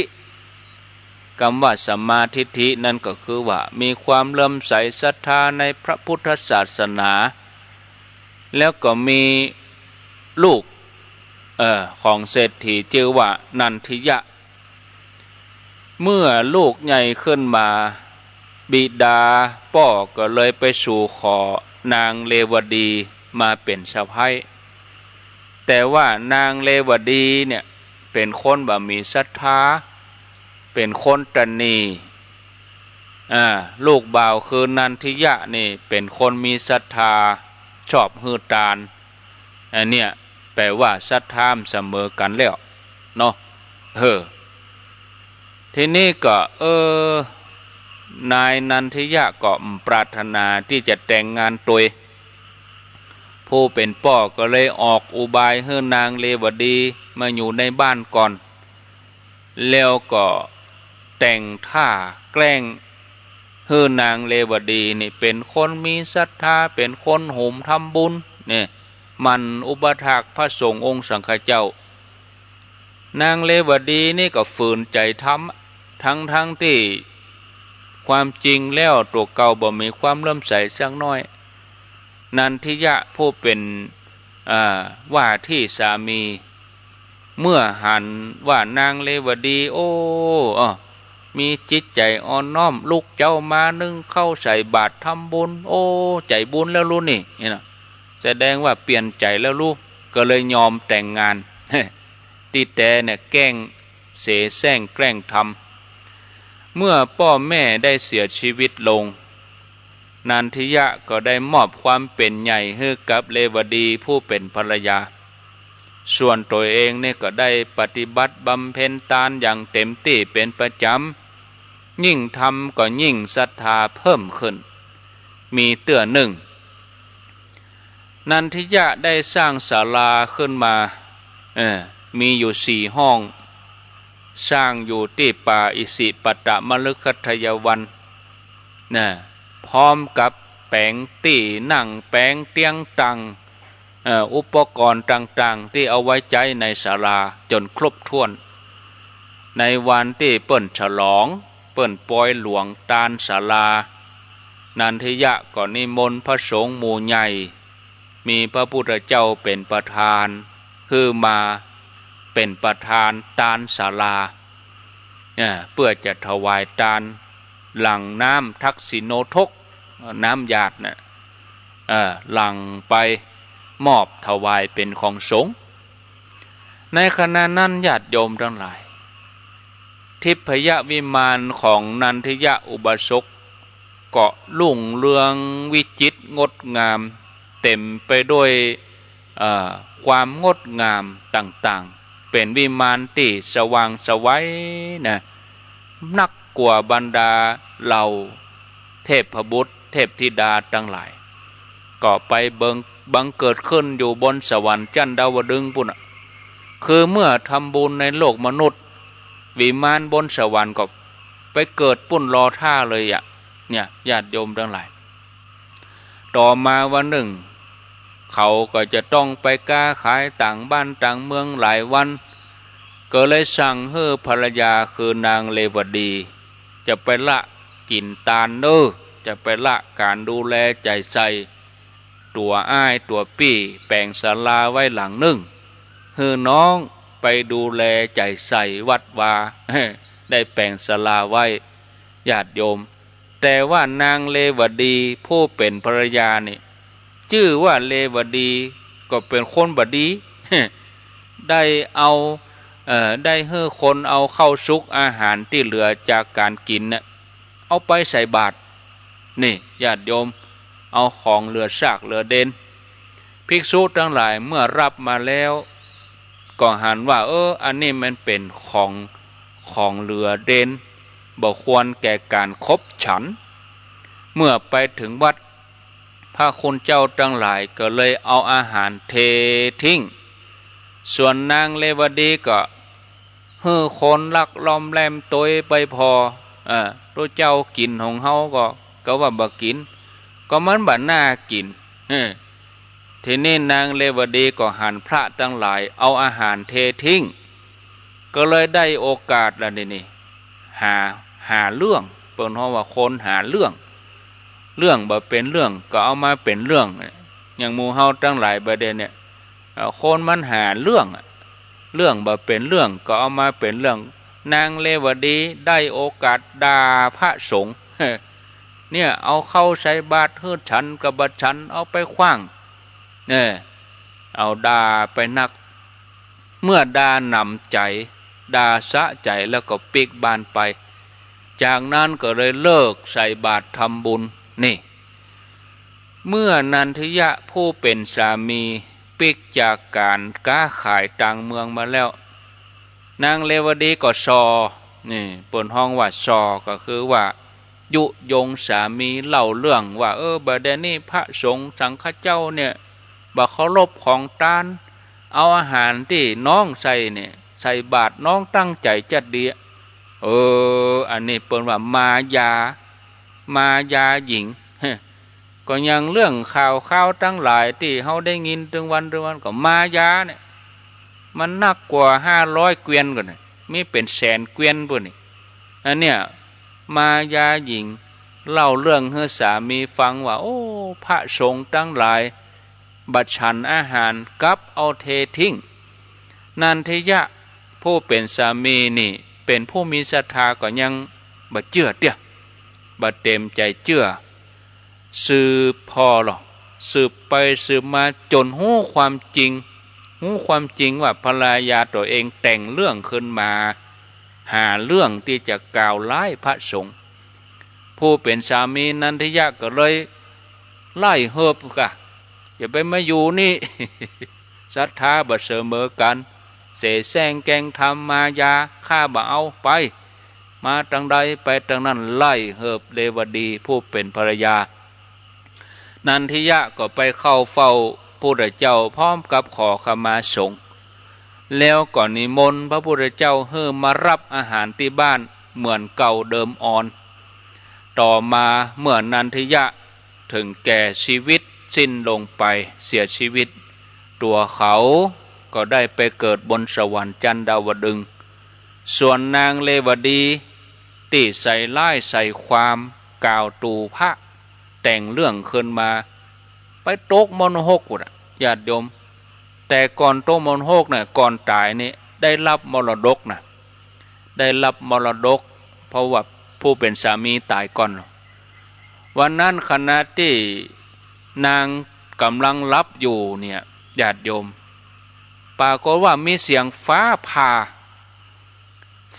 าบึ้งญาติโยมแล้วก็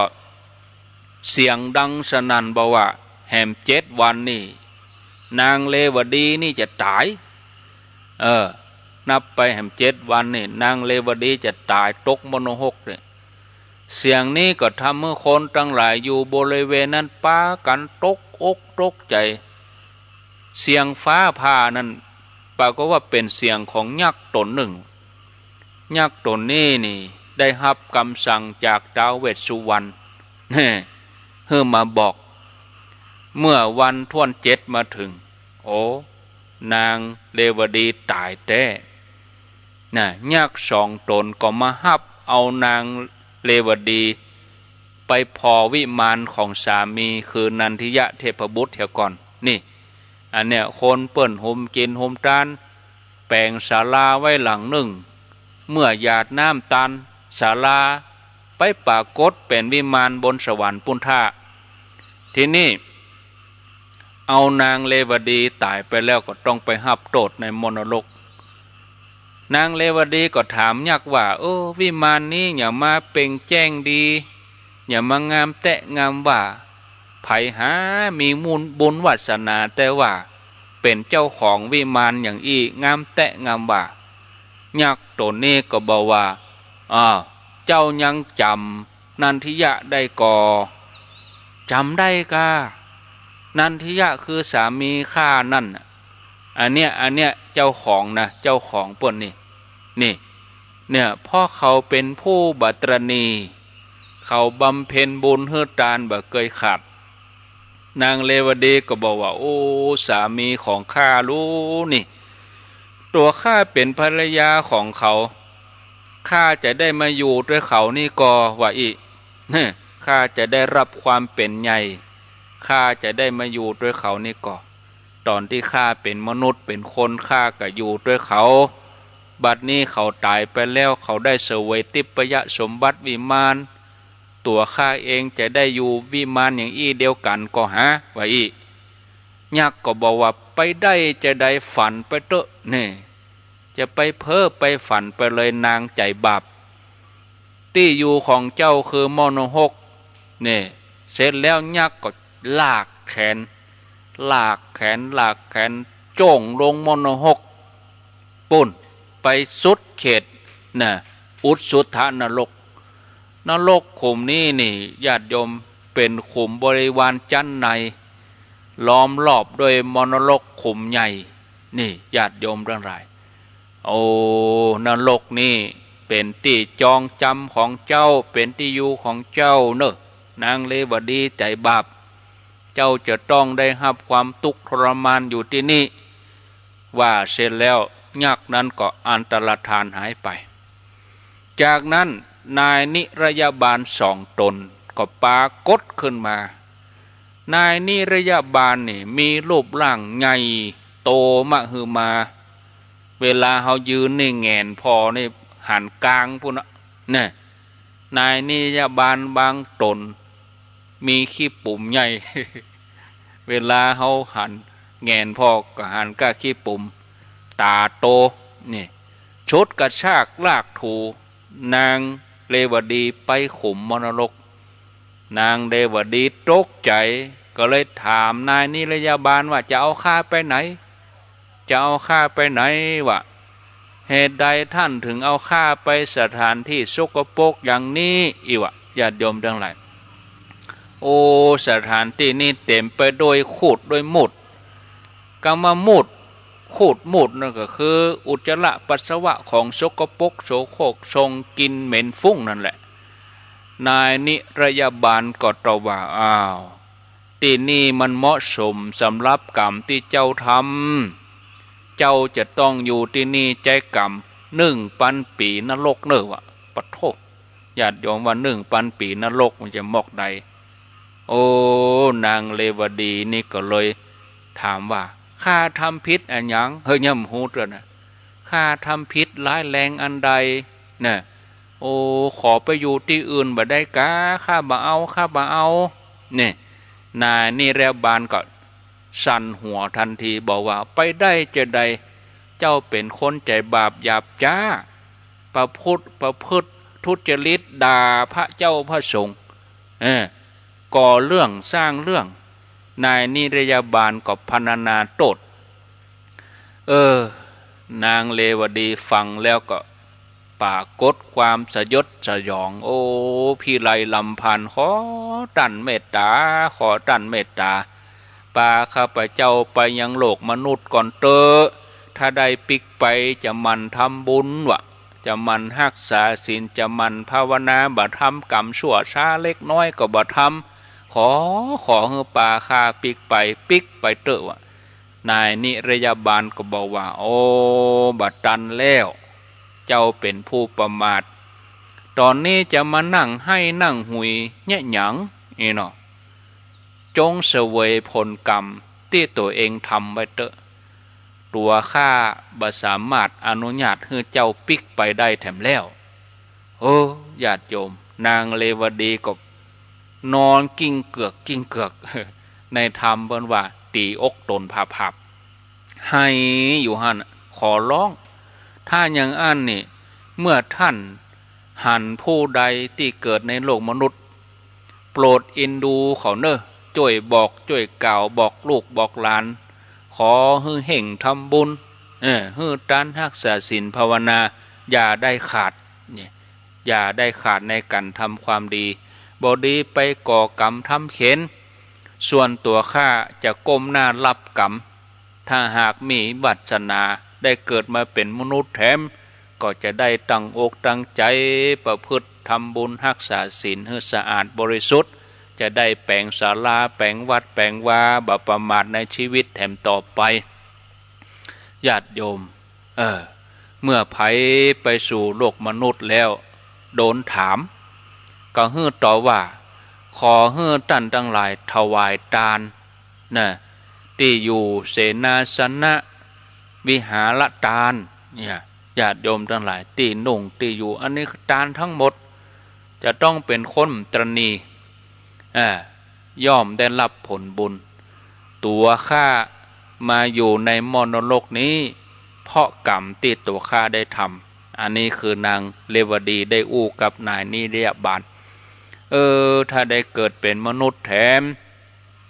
ก็จะเป็นผู้ที่ฮื้อทาน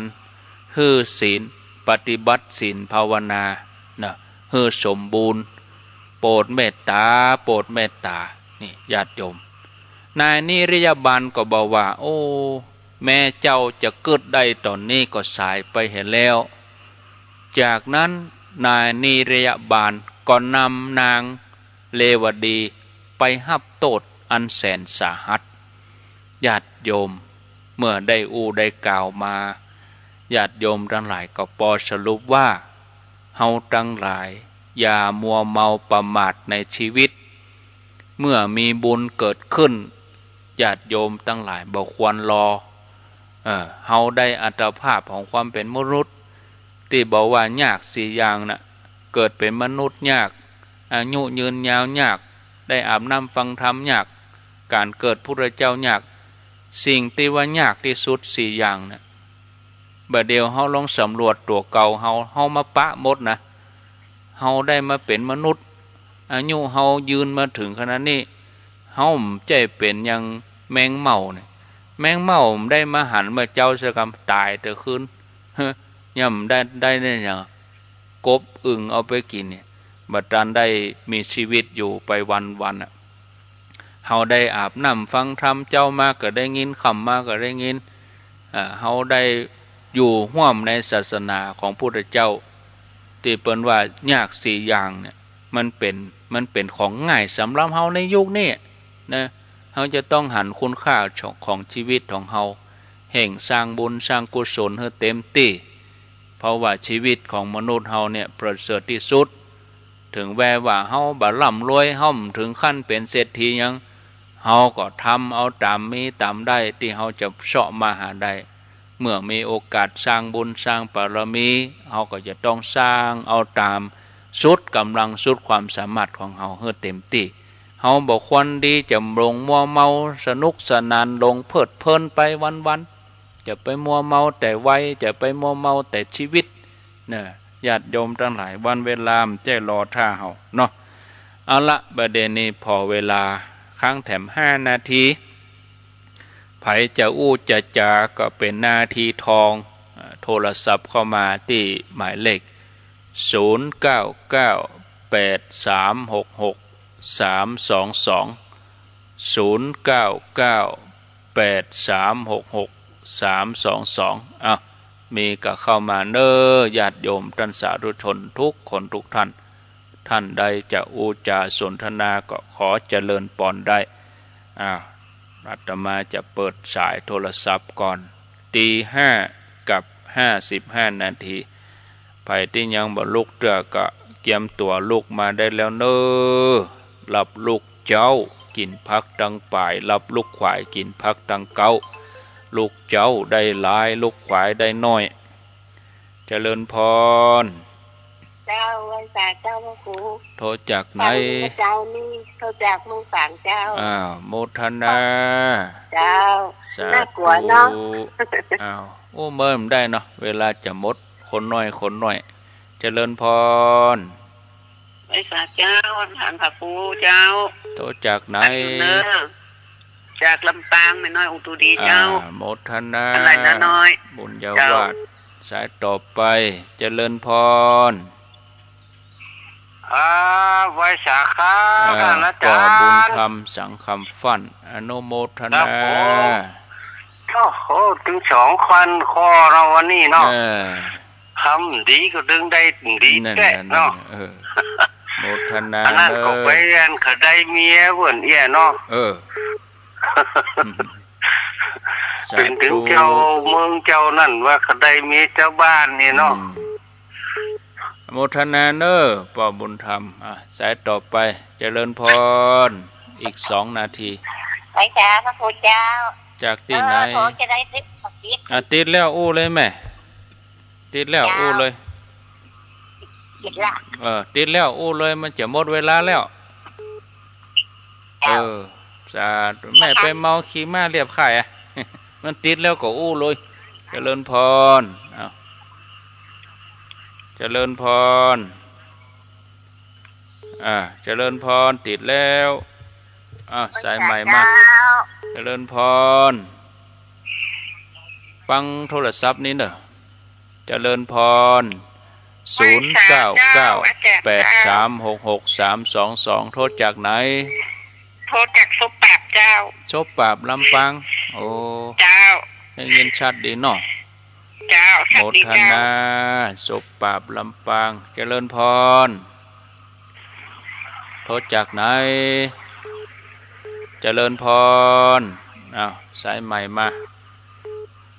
0998366322เจริญพรไปสาท่านพระครูเจ้าแม่สิกุลกันทุละบ้าน